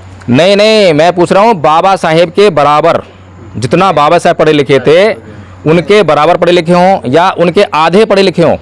आधे से आधे भी नहीं। 1% पढ़े लिखे होंगे? 1% पढ़े लिखे होंगे मान लेते हैं। तो क्या हमारे पास बाबा साहेब की किसी भी बात से इनकार करने की योग्यता है? नहीं है। सोचिए, उस आदमी को पागल साबित करने की कसम खा रखी है समाज ने। खा रखी नहीं खा रखी? वो आदमी संविधान निर्माण करने के तुरंत बाद कह रहा है कि जाओ अपने घरों की दीवारों पे लिख दो हम इस शासक हैं, और 70 साल बाद ये कह रहे हैं संविधान खतरे में है। बताओ, मनुवादी लोग हंस रहे होंगे, अरे भाड़ में जाए अम्बेडकर, ऐसे 1000 अम्बेडकर जाए, हमें क्या फ़र्क पड़ता है? क्यों? मनुवादियों के पास कितने अम्बेडकर हैं? करोड़ों। मनुवादियों के पास अम्बेडकर कितने हैं? करोड़ों तो कार्यकर्ता हैं, अम्बेडकर कितने हैं? एक भी नहीं है ना। कांसीराम कितने हैं? एक भी नहीं। बुद्ध कितने हैं? फूले कितने हैं? एक भी नहीं है। एक भी त्यागी नहीं है ऐसा जो है जैसा हमारे पास है, उनके आसपास भी नहीं है। लेकिन वो किसी एक आदमी के त्याग के भरोसे ही नहीं है। वो कहते हैं कि 1000 लोगों से थोड़ा थोड़ा त्याग लेंगे, कांसीराम बना देंगे। एक कांसीराम 1000 लोग होता है ना, लो 1000 लोग का त्याग, 1 घंटे का त्याग करेंगे, 1000 कांसीराम, एक कांसीराम।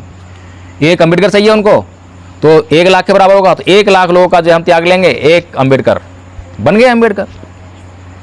उनको ज़रूरत नहीं है, लेकिन आपके पास जो है हमेशा आपकी दुखों को दूर करने के लिए एक मसीहा चाहिए। आज भी ढूंढ रहे हैं ना, कोई आएगा दुखों को दूर करेगा। और गाना क्या गाते हैं, अत्तदीपो भव, है अत्तदीपो भव, क्या मतलब है इसका? स्वयं प्रकाशित और स्वयं प्रकाशित हो रहे हैं हम। अभी कह रहे थे कि हमारे समाज में संगठन नहीं है, ये हमारा कारण है, समस्या होगा। शुरू में ये बात हो रही थी ना, भगवान बुद्ध बोल रहे हैं नए परिसंग विलोमानी नए परिसंग कथा कतंग अतनो व्यव्यख्य कतानी अकतानी च, कि दूसरे क्या कर रहे हैं, दूसरे क्या नहीं कर रहे हैं, ये मत देखो, मैं क्या कर रहा हूँ, मैं क्या नहीं कर रहा हूँ, इसको देखो। समझ में आ रहा है कुछ कि हम संगठित क्यों नहीं है? मैं अपने बारे में कुछ नहीं देखता हूँ कि मैं क्या हूँ, मेरे अंदर कितने विकार हैं, मैं कितना गलत हूँ, और दूसरों की मैं सारी गलतियाँ गिना सकता हूँ। एक बार भगवान बुद्ध के पास एक आदमी आया, बोला कि भगवान बुद्ध कितना अच्छा हो, अगर सारी पृथ्वी पर हम जो चमड़ा बिछा दें, किसी को कोई कांटा नहीं चुभेगा। भगवान बुद्ध बोले बहुत अच्छी बात है, किसी को कांटा नहीं चुभना चाहिए, कांटा चुभने पर दर्द होता है भाई। बोले कि भले मानस कितना अच्छा हो, अगर तू जो है छोटा सा चमड़े का टुकड़ा ले, उसमें 2 जूते बना ले, सारी पृथ्वी पे जहाँ मर्जी घूमियो, कहीं कांटा नहीं चुभेगा। अब बताओ समझ में आ रहा है कुछ? बुद्ध की बातें समझ में आ रही हैं? तो बताओ क्या बात है बुद्ध की बात में, क्या वो है, समझ क्या है बताओ। मैंने पहले कहा था आपको कि मैं बहुत कम पढ़ा लिखा हूँ, और मुझसे ज़्यादा पढ़े लिखे आप लोग होंगे, तो मेरी बातों में मत जाना। हम तो वकील नहीं है। तो वकील होना पढ़ा लिखा होता है? वकील तो दुनिया भर के हैं, वामन मिश्रा भी वकील है, उससे क्या फ़र्क पड़ता है? वकील तो अभी जो है वो बाबा साहेब मूर्ति का विरोध कर रहे हैं। वकील लोग जो है जयपुर में मनुस्मृति मनु की मूर्ति लगा रहे हैं, MP में। तो वकील बनने से कुछ नहीं है। मैंने MA बुद्ध स्टडी से किया है, बहुत सारे लोग MA कर चुके हैं मुझसे पहले, हज़ारों लोग कर चुके हैं, लाखों लोग कर चुके हैं। मैंने नेट क्वालिफाई किया है, वो भी बहुत सारे लोग कर चुके हैं। PhD करे बैठे हुए हैं, उससे क्या है? इससे कोई फर्क नहीं पड़ता। कभी अनपढ़ थे, कितना बड़ा ज्ञान दे गए, उससे क्या फर्क? समझदारी चाहिए बस।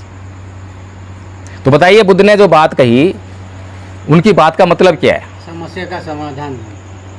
बताइए और बताइए। ये थोड़ा प्रेशर करो ना इस पे, जो है समस्या हो जाएंगी। मैं कोई कहीं और सुनो लेकर आया हूँ, दुनिया सुनाया हूँ मैं, इसी दुनिया में आके मैंने भी, और बाबा साहब सारी किताब नहीं पढ़ी मैंने, थोड़ी थोड़ी किताब पढ़ी है, मैं पढ़ने की आदत नहीं है। मैं बहुत मतलब जो है कहो कि एवरेज स्टूडेंट हूँ। 10वीं क्लास में 40% नंबर हैं, 12वीं क्लास में 48% हैं, BA में 48 हैं, MA में 45, पहली वाली में, दूसरी वाली में 77 हो गए थे।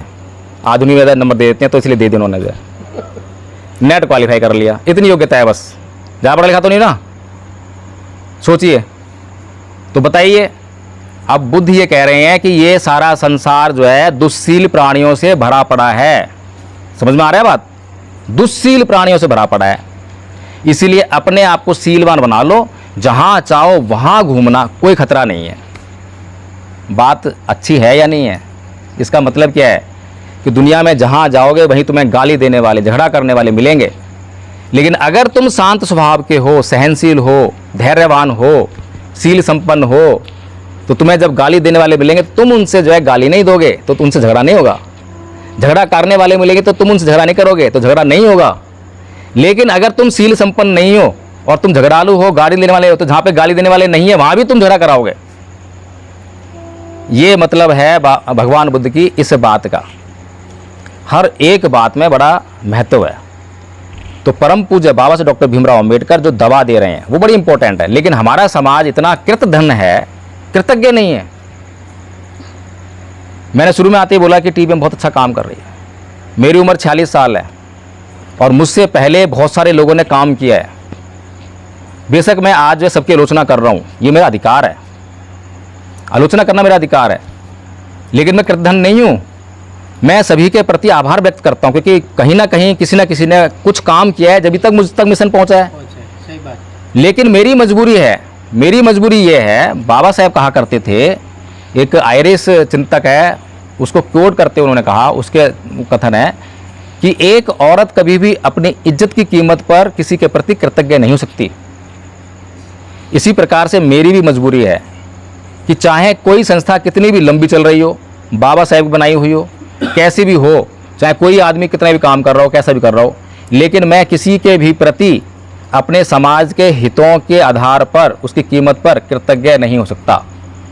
इसीलिए जहाँ पर आलोचना होगी आलोचना करूँगा और डंके की चोट पे करूँगा। आलोचना और बुराई में बड़ा फ़र्क होता है। फ़र्क होता है ना होता? बुराई में और आलोचना में बड़ा फ़र्क होता है। क्या फ़र्क होता है? मैं सवाल बहुत करता हूँ, परेशान हो गए होगे हैं? बुराई का उद्देश्य होता है बदनाम करना, वहाँ जांच नहीं है, सत्यता से कोई मतलब नहीं है, झूठ हो सच हो बस बदनाम करना है, बस बोल दो, है ना। और आलोचना करने के लिए सत्यता की जांच करनी पड़ती है, सत्य पर आधारित होता है, बड़ी मेहनत करनी पड़ती है, अध्ययन करना पड़ता है, जब जाके आलोचना होती है। इसलिए मैं एक आलोचक हूँ। और आज पूरे देश के भिक्खू लोग जो हैं घबराते हैं। वो इसलिए नहीं घबराते मैं बहुत ज़्यादा पढ़ा लिखा हूँ या मुझे बहुत ज़्यादा विनय पता है, धर्म पता है। वो इसलिए घबराते हैं क्योंकि उनके पास सील नहीं है, उनके पास विनय नहीं है, वो आचरणहीन है, बस इसलिए, और कोई दूसरी बात नहीं है। तो बाबा साहब डॉक्टर भीमराव अंबेडकर ने हमारी समस्याओं का हल देने के लिए 1950 में हमें संविधान दे दिया। संविधान दे दिया जी। तो संविधान हमारी सभी समस्याओं का हल है? मानते सब? संविधान हमारी सभी समस्याओं का हल है, सभी मानते हैं? है। और मैं कह रहा हूँ नहीं है, पूरी तरह से लागू होगा तो होगा ना। तब भी नहीं है। नहीं, संविधान अगर संविधान हमारी समस्याओं का हल होता तो बाबा साहेब 1950 में संविधान लागू हुआ, 56 में बौद्ध धर्म क्यों ग्रहण कर रहे हैं? क्यों हिंदू से पंगा ले रहे हैं? सोचिए। क्योंकि बाबा साहेब कह रहे हैं कि संविधान और संविधान के द्वारा बनाए गए कानून परमानेंट इलाज नहीं है, फर्क है। और हम जो है पेन किलर की तरह इस संविधान का और संविधान के द्वारा बनाए गए कानूनों का लगातार इस्तेमाल कर रहे हैं। पेन किलर समझते हैं क्या होता है? पेन किलर क्या होता है? पेन किलर, हाँ, पेन किलर। दुखावा कम करता है। जब दुख हो जाए कहीं पर जब ले लो, है ना। अभी एक बहुत बड़ा उदाहरण आया, मैं इस बात को बहुत जगह कह के आया, लेकिन उदाहरण आया मेरे सामने। अभी कांवड़ यात्रा चली, उसमें एक लड़का जो है कांवड़ लेकर आया और कांवड़ बहुत भारी थी और रास्ते में उसका मांस फट गया। और मांस फट गया तो उसने क्या है, दर्द हो रहा है, तो वो पेन किलर लेके जो है सारा रास्ता तय करके आया। पेन किलर लिया और चल दिया, पेन किलर लिया और चल दिया, और घर पर आकर जो है सीधे हॉस्पिटलाइज, 2 दिन बाद मर गया। ये होता है पेन किलर। पेन किलर जब लोगे और जब पेन किलर काम करना बंद कर देती है, जब डॉक्टर के पास जाओगे, डॉक्टर जांच बिठाएगा तो बोलेगा अब तो बीमारी लाइलाज हो गई है, अब तो मरना इलाज है। अभी हमारे समाज में किसी के ऊपर अत्याचार हो ना हो, जरा सा कहीं वैसे ही हो गया कुछ जो है, तुरंत क्या होगा, उसके खिलाफ तेरे को देख लूँगा मैं, और अगले दिन SC ST एक्ट में FIR, और FIR होगा तो मतलब जेल भी जाएगा, एट्रोसिटी। जेल जाएगा ना। अब जेल जाएगा तो जेल से वापस भी आएगा, ऐसा तो नहीं है हमें वहीं रहेगा, कभी तो छूटेगा। अब जब वो वापस आएगा तो क्या करेगा, मिठाई की दुकान पे जाएगा, 1 किलो मिठाई लेगा, फिर फूल वाली दुकान पे जाएगा, एक फूल माला लेगा, और फिर जिसने FIR लिखाई है उसके घर पे जाएगा, उसको फूल माला पहनाएगा और मिठाई देगा। भाई साहब, आपने मेरे ऊपर जब बड़ा आभार किया, मुझे सुधार दिया, मुझे सुधार दिया, नहीं तो मुझे समझ में नहीं आता कि मतलब मैं गलत कर रहा हूँ। ऐसे ही करेगा ना वो, ऐसे ही करेगा, ऐसा नहीं करेगा तो क्या करेगा, बदला लेगा। जब पता है। और भगवान बुद्ध भी कह रहे हैं ना ही वेरेन वेराणी समंति कुदाचनंगा वेरेन चाहे समंति है, तो समझ क्यों नहीं रहे हैं? हमारी प्रॉब्लम कोई दूसरा नहीं है, हमारी प्रॉब्लम हम खुद हैं। और चिल्ला रहे हैं दिन रात मनवाद, ब्राह्मणवाद, मनवाद। क्या रोका मनवाद ने? बोला है कि बौद्ध मत बनो, आचरण मत करो, ये बोला है? संगठित मत बोला है? बताइए मुझे, बताइए मुझे। बोला तो नहीं, लेकिन बन अब देते हैं ना इस तरह से। अब आपको ये समझ में आ गया कि संविधान हमारी सभी समस्याओं का हल नहीं है, it is a pain reliever, pain killer. ठीक है, समझ में आ गई बात। अब अगर हम जो है स्वयं पर विजय पा लेते हैं, अभी जो बौद्ध भिक्षु हैं, बौद्ध भिक्षुओं के लिए संविधान क्या होता है बताइए मुझे? बौद्ध भिक्षु का संविधान क्या है? नहीं मालूम? विनय। कितनी बढ़िया बात कही है। बौद्ध भिक्षुओं का संविधान है विनय। और बौद्ध भिक्षु कौन संविधान बांट रहे हैं? भारत का संविधान। बताइए, इस भारत के संविधान से किसी बौद्ध भिक्षु को क्या लेना देना है? कोई बौद्ध भिक्षु अगर किसी मजिस्ट्रेट के सामने खड़ा हो जाए मुजरिम बन के, बताइए उसकी गरिमा कहाँ गई? कहाँ गई गरिमा? एक बौद्ध भिक्षु इस संसार से ऊपर होता है, द्वीप के समान होता है। ऐसा ही है ना? एक बौद्ध भिक्खु द्वीप पे खड़ा हुआ व्यक्ति के समान होता है, नीचे झांक कर देखता है, देखो लोग जो है कैसे, सारे सबको दिख रहा होता है कैसे लोग तड़प रहे हैं, कैसे तरस रहे हैं, कैसे प्रताड़ित हो रहे हैं। संसार से ऊंचा उठा हुआ, क्या मजिस्ट्रेट, क्या प्रधानमंत्री, सभी उसके सामने नमन करते हैं। बौद्ध भिक्खु का ये स्टेटस होता है, लेकिन हमने क्या स्टेटस बना दिया उसको जो है। तो कुल मिलाकर ये है कि हमें बाबा साहेब बिल्कुल ठीक और सही दिशा में मार्गदर्शन दे रहे हैं, लेकिन वो मार्गदर्शन हम तक पहुंच नहीं पा रहा है। बाबा साहेब कह रहे हैं कि धर्म परिवर्तन हमारी सभी समस्याओं का इलाज है, क्योंकि संविधान में बाबा साहेब डॉक्टर भीमराव अंबेडकर हजारों जातियों को इकट्ठा करके सिर्फ SC, ST और OBC लिख रहे हैं। इसका मतलब वो इकट्ठा कर रहे हैं। और 56 में बोल रहे हैं कि जैसे हजारों नदी नाले मिलकर जो है महासमुद्र का निर्माण करते हैं, ऐसे ही एक दिन ये हजारों जातियां मिलकर बौद्ध बन जाएंगी और एक महासमुद्र का निर्माण करेंगी और सारी दुख मुसीबतों से छूट जाएंगी। आसान काम है, मुश्किल काम है, हैं? तो आसान काम है, लेकिन मुश्किल लग रहा है? नहीं। मुश्किल नहीं, काम तो आसान है, डेफिनेटली आसान काम है। मुश्किल कैसे हुआ? मुश्किल हुआ हमारी नासमझी की वजह से, क्योंकि जिन लोगों के ऊपर ये जिम्मेदारी थी कि वो भगवान बुद्ध के धम्म को हम तक लेकर आएं, प्रसारित करें, उन लोगों का बौद्ध धर्म से कोई नाता ही नहीं है। अब ये समाज क्या होता है? समाज अपने आप में होता है क्या, बताइए मुझे? समाज एक भेड़ बकरी होता है। इनकार है आपको इस बात से? समाज कुछ नहीं है, भेड़ बकरी है समाज। क्योंकि समाज जो है अपने आप में कुछ नहीं कर सकता। अभी बाबा साहेब की दिल्ली में मूर्ति टूट जाए, आप तक न्यूज़ पहुंच जाए, घर में बैठे जो है ऐसे करेंगे, कुछ हो क्यों नहीं रहा, कुछ कर नहीं सकते। लेकिन कहीं से आवाज़ लगी, आज हम बड़ौदरा में इकट्ठा होंगे वहाँ सर्कल पर और आंदोलन करेंगे, आप सारे मिलकर पहुँच जाओगे ना। कब पहुँचे? जब आवाज़ आई। किससे आई? आपका नेता का जो है आवाज़ दे रहा है, नेतृत्व करने वाला मिल गया। तो इसीलिए कोई भी समाज अपने आप में कुछ नहीं होता, उसका जब बुद्धिजीवी वर्ग जो है उसका नेतृत्व प्रदान करता है तो वो समाज अपने बुद्धिजीवी वर्ग के पीछे चलने का काम करता है। सही बात है गलत बात है? हैं? कोई भी समाज अपने, हर एक समाज में बुद्धिजीवी होते हैं और वो समाज जो है अपने बुद्धिजीवी वर्ग के पीछे चलता है, उसके नेतृत्व में चलता है। लेकिन अभी हमने बुद्धिजीवी समझाने की बुद्धिजीवी है क्या। बुद्धिजीवी मान लिया जो प्रोफेसर बन गया, जो वकील बन गया, जो डॉक्टर हो गया, उसको बुद्धिजीवी कह दिया। ऐसे ही बुद्धिजीवी? तो बुद्धिजीवी क्या है? बुद्धिजीवी का मतलब मेरे हिसाब से यह है कि जो अपने वर्तमान समाज की वर्तमान समस्याओं को समझता हो और उनका सॉल्यूशन देने का काम कर रहा हो। मैं तो उसे बुद्धिजीवी मानूं, जो दूरदृष्टा हो, जो दूर की सोच रखता हो। ऐसा होना चाहिए ना, होना चाहिए है? और ऐसा अगर बुद्धिजीवी होगा, उसके नेतृत्व में समाज जो है सफल होगा नहीं होगा, उसके दुख दूर होंगे हैं? तो बेसिकली प्रॉब्लम क्या है कि हम लोग सामाजिक बेईमान हैं और निरंतर जो है नकली खाना खा रहे हैं मिशन मूवमेंट का, लोभ, लालच और निजी स्वार्थ का। तो हमारे बीच में से तो नेता पैदा होंगे, तो वो नेता कौन से होंगे? वो कौन से ईमानदार होंगे क्या? वो भी बेईमान होंगे। इसीलिए इनको दोष क्या देना फिर जो है। तो हमें अपने समाज का निर्माण करना है, हमें एक ईमानदार समाज का निर्माण करना है, त्याग समर्पण बलिदान करने वाले समाज का निर्माण करना है। तो इन लोगों के ऊपर जिम्मेदारी थी कि ये बौद्ध धर्म को खुद अध्ययन करते अच्छी तरह से और आप लोगों के बीच में आके प्रसारित करते, क्योंकि बौद्ध भिक्षु तो करेंगे नहीं, बौद्ध भिक्षु नहीं करेंगे, आप भूल जाइए। मेरे जैसे, आपके जैसे, आप सबको जो है बौद्ध विद्वान बनना पड़ेगा। तो बाबा साहब डॉक्टर भीमराव अंबेडकर इस समाज की समस्याओं का हल करने के लिए लक्ष्य दे रहे हैं कि भारत को बौद्ध में कर लो। और अभी हमारे नेता क्या चिल्लाते हैं? Capture the power of the parliament is the solution of all the problems, हैं? ऐसे बोलते हैं कि ये संसद पे कब्जा कर लो, ये हमारी सभी समस्याओं की चाबी है।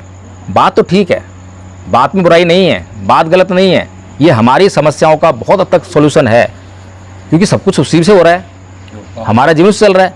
लेकिन बाबा साहेब यही तो ना कहा है, इसके अलावा भी कुछ कहा है। बाबा साहेब ने कहा है कि राजसत्ता कैसे प्राप्त करोगे, उसके पीछे बड़ी गहराई में बात कही है। तो बाबा साहब कहते हैं कि इस देश का इतिहास दो संस्कृतियों के बीच का इतिहास है। कौन संस्कृति है? समर संस्कृति और ब्राह्मण संस्कृति। तो इस संस्कृति के संघर्ष में जो विजेता होगा उसके पास सब कुछ होगा। हमारे पास लक्ष्य आ गया, तो हमें अगर हम बौद्ध बनेंगे तो फ़ायदा क्या होगा? जब हम समाज को बौद्ध बनाएंगे तो हमारा जो नेता होगा, अभी जो नेता है वो कैसे चुन के आता है संसद में? नेता को कौन चुनता है अभी नेता को कौन चुनता है? पार्टी वाले, है? पार्टी वाले चुने। प्रजा चुनती है। अभी नेता को चुन रहे हैं हिंदू या मुसलमान, बौद्ध नहीं चुन रहे। इसीलिए हमारा नेता जो है हिंदू की बात करेगा, मुसलमान की बात करेगा, लेकिन बौद्ध की बात भी नहीं करेगा, सोचेगा भी नहीं। बौद्ध की बात करेगा तो फिर ना हिंदू वोट देगा ना मुसलमान वोट देगा, प्रॉब्लम है ना। और जब हम लोगों को बौद्ध बना देंगे और बौद्ध वोटर्स इकट्ठे हो जाएंगे और जब बौद्ध अपने नेता को चुनेंगे तो बौद्ध की बात होगी, बुद्ध धर्म की बात होगी, सीधी सी बात है। तो एकमात्र सॉल्यूशन यही है कि हमें जो है अभी जो चल रहा है उस पर हमारा कोई काबू नहीं है, अनियंत्रित हो चुका है, लेकिन हमें जो है भारत को बौद्ध में करना ही होगा।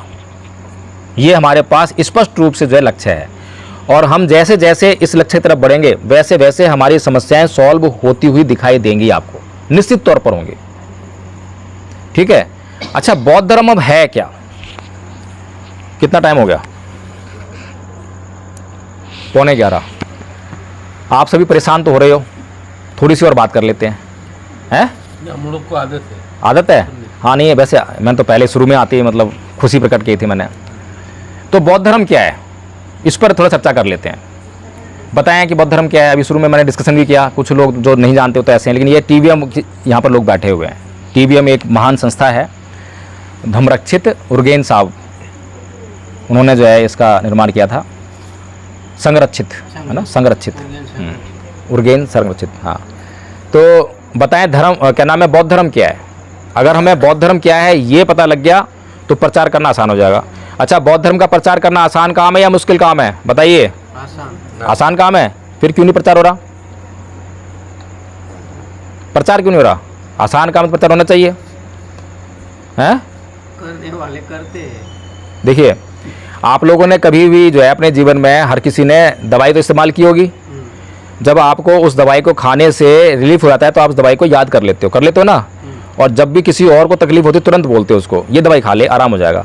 ऐसा ही है ना, सिंपल सी बात है। कोई कंपनी आपको पैसे देने आती है कि मेरी दवाई का प्रचार करियो, ना नौकरी पर हो आप, फिर भी भाग भाग के बताते हो, वो पूछता नहीं तब भी बताते हो आप। तो ऐसे ही धम्म है।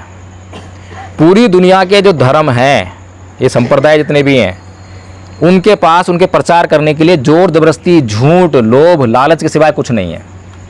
लेकिन बौद्ध धर्म का प्रचार इन साधनों से बिल्कुल नहीं हो सकता, उसका कितना भी जोर लगा लो। नकली प्रचार से बौद्ध धर्म का प्रचार कभी नहीं हो सकता, लिख कर रख लो। बौद्ध धर्म का प्रचार केवल और केवल इसका आचरण करने से ही हो सकता है। खुद से एक्सपीरियंस करोगे तो दूसरों को आप जो एक्सपीरियंस बताते जाओगे, सिंपल सी बात। किसी को कोई डाउट है? सही बात है? उदाहरण दे दूं, बिल्कुल जीता जागता। हमारे एक मित्र हैं, दिल्ली पुलिस में काम करते हैं। हम लोग जो है 2 महीने से जो है रोज़ सुबह पार्क में बुला करते थे, एक्सरसाइज करते थे। उसके बाद जो है हम बैठकर जो है धमचर्चा करते थे ऐसे ही।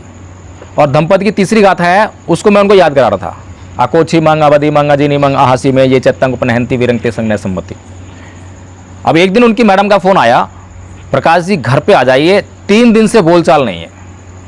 मैं कहा बड़ी गंभीर मामला है, बौद्ध लोग हैं हम लोग हैं, और बौद्धों की झगड़ा नहीं होना चाहिए। मैं घर पे गया, मैं और आदरणीय नीलम बौद्ध जी दोनों गए थे। तो वैसे ऐसे हम गए, वैसे ही जो है आदरणीय जी ड्यूटी से वापस आए और मैडम उनके लिए गिलास में पानी लेकर आए।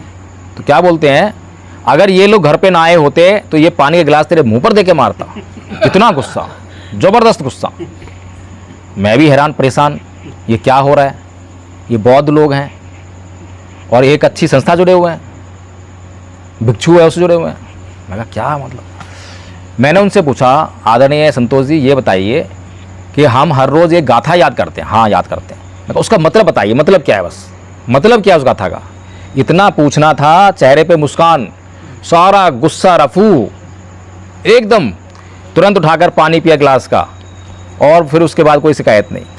3 दिन का गुस्सा एक क्षण में शांत। समझ में आ रहा है किससे हुआ ऐसा, कैसे हुआ, किस कारण हुआ? बुद्ध के धम्म के कारण। बुद्ध के धम्म का अध्ययन कर रहे थे हम, उसमें गाथा थी, वो याद कराई थी। ये कोर्स है, हमने भी बहुत विचार किया, क्योंकि टीवीएम में मैंने 1 साल करीबन लगाया वहाँ पर जो है। तो मैंने काफ़ी उनसे पूछा कि बताइए मैं धम्माचारी बनना चाहता हूँ, मुझे कोर्स दे दीजिए ताकि मैं हो सकता है पहले कर लूँ, जल्दी कर लूँ, भाई योग्यता होगी तो जल्दी हो सकता है ना। लेकिन मुझे कोर्स नहीं मिल पाया या समझ नहीं पाया मैं, हो सकता है मेरे अंदर ही समझ कम रही हो, कुछ भी लगा लीजिए, मुझे समझ में नहीं आया। 1 साल मैंने लगाया, एक कैंप भी करा और कैंप का भी बहुत अच्छा अनुभव है। आदरणीय नागरतन जी हैं, उनके कैंप में था मैं, और कैंप का था आलवक्स उत्तर, बड़ा बेहतरीन कैंप था। तो वहाँ से मैंने देखा कि ये जो प्रक्रिया है बहुत धीमी है। इसमें जो है मैंने पूछा कईयों से कि धम्माचार्य बनने में कितना समय लगा, किसी को 10 साल, किसी को 15 साल, किसी को 20 साल, किसी को 20 साल हो गए पर कोई प्रक्रिया नहीं है अभी। तो मैं कहा भाई इस तरह प्रचार नहीं होगा। फिर समाज को जो धम्म का बिल्कुल नॉलेज, बेसिक नॉलेज नहीं है, जब नॉलेज नहीं है तो कैसे प्रचार करेगा। अब मेरे पास ये मोबाइल है, अगर ये मोबाइल मैं आपको दे दूं कि जाओ इसको मार्केट में बेच आओ, इधर जाओ कॉलोनी बेचाओ, इसको बेचाओगे क्या, बेचाओगे नहीं बेच सकते। लेकिन अगर मैं इसकी जो है क्वालिटी बता दूं कि ये कितना ज़रूरी है लोगों के लिए और सारी चीज़ बता दूं कि इसमें ये है, तो इस मोबाइल को आप जो है 1 नहीं 10 बेचाओगे, ठीक है ना। जब इसके बारे में आपको सूचना होगी, जानकारी होगी तो तभी पॉसिबिलिटी है ना। और जब बौद्धों को सूचना ही नहीं है, धर्म की जानकारी नहीं है, जानकारी नाम पे क्या है, हिंदू धर्म मत मानो। अब हिंदू से बात करें, हिंदू मत मान, हिंदू ये चिल्लाएगा बस, पूजा मत कर, देवता पूजा मत कर, ये चिल्लाएगा, है अंधविश्वास मत मान, इससे क्या होना है। तो बौद्ध धर्म की जानकारी, बेसिक नॉलेज होना कम से कम बेसिक नॉलेज तो हो। तो इसलिए जो है ये हमने जो है कोर्स बनाया और कोर्स को 3 भागों में बांटा, प्रथम वर्ष, द्वितीय वर्ष और तृतीय वर्ष। ये प्रथम वर्ष का कोर्स है, ये जो दिखाई दे रहा है बस इतना नहीं है, पीछे वाला कोर्स नहीं है, तो हमारे संघ की जानकारी है। ये जो है कोर्स है, और इस कोर्स में आधे ज़्यादा कोर्स तो आपको आता भी होगा। इसमें क्या है, क्षमा याचना, शील याचना, नमन, तिसरण, पंचशील, धम्मपालन गाथा और धम्मपद के पहले 5 पद, बस इतना। लेकिन इस कोर्स को करने के बाद मैं गारंटी दे के जा रहा हूँ, हर जगह गारंटी देता फिर रहा हूँ मैं, कि इससे आपका जीवन बदलने वाला है। अगर जीवन ना बदले तो आपकी सज़ा और भुगतने वाला मैं, जो सज़ा दोगे मुझे मंजूर। लेकिन मान लो अगर मैं आपको जो है एक मोटरसाइकिल गिफ्ट कर दूं तो उसका लाभ उठा लोगे आप, बताइए मुझे, उठा लोगे लाभ, मिल जाएगा लाभ। कैसे मिलेगा, जब तक उसको चलाने सीखोगे। चलाने आती नहीं है तो मोटरसाइकिल कैसे लाभ देगी, नहीं दे सकती, तो चलाना सीखना पड़ेगा। फिर चलाना सीख लिया तो लाभ उठा लोगे ना आप, तो लाभ चलाना सीख तो लाभ उठ जाएगा नहीं, क्यों, पेट्रोल डाल दिया अब चला लो, फिर लाभ उठा लोगे उसका, नहीं, चलाना पड़ेगा। तो 3 बातें हैं। ये कोर्स किसी ने याद कर भी लिया तो कोई फायदा नहीं होने वाला, लाभ नहीं उठाएगा वो। जैसे कि हमारे वो आदरणीय पुलिस में जो है धम्मपद का पद उनको याद था लेकिन लाभ नहीं उठा पा रहे थे, क्यों, क्योंकि उसको चलाना नहीं आ रहा, कैसे इसका इस्तेमाल करना नहीं मालूम है। फिर इस्तेमाल करना आ गया, सीख लिया, उसका इस्तेमाल नहीं कर रहे हैं। तो इसीलिए ये कोर्स जो है गारंटी तो मैं ले रहा हूँ, लेकिन शर्त इसके पीछे यही है कि मैं साधन दे रहा हूँ, खाली मैं आपको गिफ्ट में जो है मोटरसाइकिल दे रहा हूँ। गारंटी इस बात की है कि अप्लाई करते ही लाभ मिलेगा, अप्लाई करो तो तुरंत लाभ मिलने लग जाएगा। तो ये जो कोर्स है, वैसे तो इसकी कीमत जो है 4.5 रुपये में छपाई है, 4.5 रुपये थोड़ा ज़्यादा होगा, लेकिन मैं गारंटी दे रहा हूँ कि अगर इसका कोई आचरण कर अपने जीवन में करने लग जाए तो निश्चित तौर पर जो है उसके जीवन में लाखों रुपए का फायदा होने वाला है, लाखों करोड़ रुपए। उदाहरण देता हूँ, जो धम्मपद में जो गाथा अभी हमने गाई थी, जिसको हमने बताया आदरणीय जी के उसमें जो है, तो उसका मतलब पता है क्या है, अब मतलब बताया ना मैम, उसका मतलब है उसने मुझे मारा, उसने मुझे पीटा, उसने मुझे लूटा, उसने मुझे जीत लिया। जो ऐसी बातों को अपने मन में बनाए रखते हैं उनका वैर कभी शांत नहीं होता। अब मेरा किसी से झगड़ा हो गया, किसी ने मुझे गाली दी, पड़ोसी ने मुझे गाली दी, अब मुझे धर्म का कोई ज्ञान नहीं है, ना मैं धर्म का आचरण करने वाला हूँ, तो मैं क्या करूँगा, पहली बात तो 5वीं जो गाथा है, ना ही वीरेन वीरानी उसका उल्लंघन, वैर से वैर को शांत करने की कोशिश करूँगा, पलट के उसको गाली दूंगा। अब गाली दूंगा तो वो चुप हो जाएगा क्या, वो डबल गाली देगा, हाथापाई होगी, फिर अंदर कुल्हाड़े वगैरह रखे होंगे, पिस्तौल वगैरह रखी होगी, वो निकाल के लाए जाएंगे और परिवार के लोग शामिल होंगे, झगड़ा हो जाएगा, एक आध की हत्या हो जाएगी, फिर दोनों परिवार के लोग जो है सारे जेल के अंदर होंगे। ऐसा होता है नहीं होता, रियलिटी है, प्रैक्टिकली हम देख रहे हैं, देश के देश लड़ रहे हैं आपस में, है। तो अगर कोई जेल जाएगा तो कितना नुकसान होगा उसको, पहले तो ज़िंदगी का नुकसान, फिर वकील को देगा, सारी घर बिकेगा, ज़मीन बिकेगा, सारी तनख्वाह बन जाएगी। बताइए अब इस कोर्स को जो है जो पालन कर लेगा उसको कितने रुपए का फ़ायदा हो रहा है? फ़ायदा हो रहा है ना? फायदा होता है। फिर सबसे बड़ी समस्या क्या है कि हम लोग है ना लोगों को समझाना चाहते हैं, इसको भी समझाना चाहते हैं, उसको समझाना चाहते हैं, सबको समझाना चाहते हैं। अब मैं ये चाहता हूँ आपसे जानना जो है कि भगवान बुद्ध से बड़ा कोई समझाने वाला है क्या इस दुनिया में? बताइए, कोई है क्या? नहीं है ना। जब वो भी देवदत्त को पूरी ज़िंदगी नहीं समझा पाए तो सोचिए क्या हम समझा सकते हैं लोगों को? सबको नहीं समझा सकते। उदाहरण देता हूँ, भगवान बुद्ध को ज्ञान कहाँ पे प्राप्त हुआ था? बोध गया, बोध गया। पहला धर्मोपदेश कहाँ दिया? सारनाथ। क्यों? 240 किलोमीटर दूर है, 240 किलोमीटर दूर है ना, तो बोध गया में क्यों नहीं ज्ञान दिया? बताइए। अच्छे इंसान नहीं मिले सुनने वाले। देखिए, सबसे पहले किसका ध्यान आया? अलार कलाम का, दूसरा राम उदक पुत्र का। फिर जब वो मर गए, पता लग गया मर गए हैं, तो उनको ध्यान आया 5 परिव्राजकों का। किस लिए? कि वो सत्य की खोज में थे, सत्य को खोज रहे थे, तो वो उनको ढूंढने चल दिए और रास्ते में उनको आजीवक पंथ का साधु मिला, लेकिन उसको समझ में नहीं आया। बुद्ध ने समझाने की कोशिश करी कि मैं बुद्ध हूँ, बुद्ध क्या होते, समझाने की कोशिश करी, समझ में नहीं आया और चल गया, वो चूक गया। ऐसा नहीं है कि बुद्ध को अगर कोई मिलता और उसको उपदेश नहीं देते, कोई लेने वाला तो हो। तो 5 परिव्राजक जो हैं वो पात्र लोग थे। उनसे पहले वो अलार कलाम और राम उदक पुत्र, ये पात्र लोग थे। हमारे ज्ञान को समझने की पात्रता होनी चाहिए, तब हम दे सकते हैं। ग्रहण करने वाला होना चाहिए, उसके अंदर इच्छा होनी चाहिए। इसीलिए हम जो है सील देने से पहले भिक्षु जो है सील याचना के लिए बोलता है कि सील याचना करो, बिना मांगे अगर मैं दूंगा तो तुम कोई वैल्यू नहीं करोगे। आपको अगर भूख नहीं है और मैं रोटी दे रहा हूँ तो फेंक दो उसको। इसीलिए ये परंपरा ऐसी नहीं बनाई है कि सील याचना करो, क्षमा याचना करो। हर एक चीज़ के पीछे बहुत गहरा अर्थ है। अभी इतना लंबा डिस्कशन मैं नहीं करना चाहता, मेन पॉइंट पे बस जो है। तो इसीलिए जो है हमें ये समझना चाहिए कि भगवान बुद्ध ने जब पात्र लोगों को ज्ञान दिया और पात्र लोगों को इकट्ठा किया, और जब पात्र लोग जो हैं समाज में विचरण कर रहे हैं तो समाज में प्रभाव फैल रहा है। फैल रहा है? कैसे फैल रहा है? बताओ कैसे फैल रहा है, उदाहरण दो। बुद्ध धर्म का धम्म पढ़ते हैं हम, तो उसमें एक कहानी है, बताओ कैसे फैला प्रभाव, कोई बताओ। असद जी की कहानी सुनी है? असद जी जो है भिक्षाटन के लिए जा रहा है गांव में, है, और सारीपुत दूर से देख रहा है, ये कौन जा रहा है, इसकी चाल में कितना संयम है, बिल्कुल भी इधर उधर नहीं देख रहा, इसकी आंखों पे कितना संयम है, कितना संयमित है, इसका उपदेष्टा कौन है, ये किसका परिव्राजक है? आचरण ना।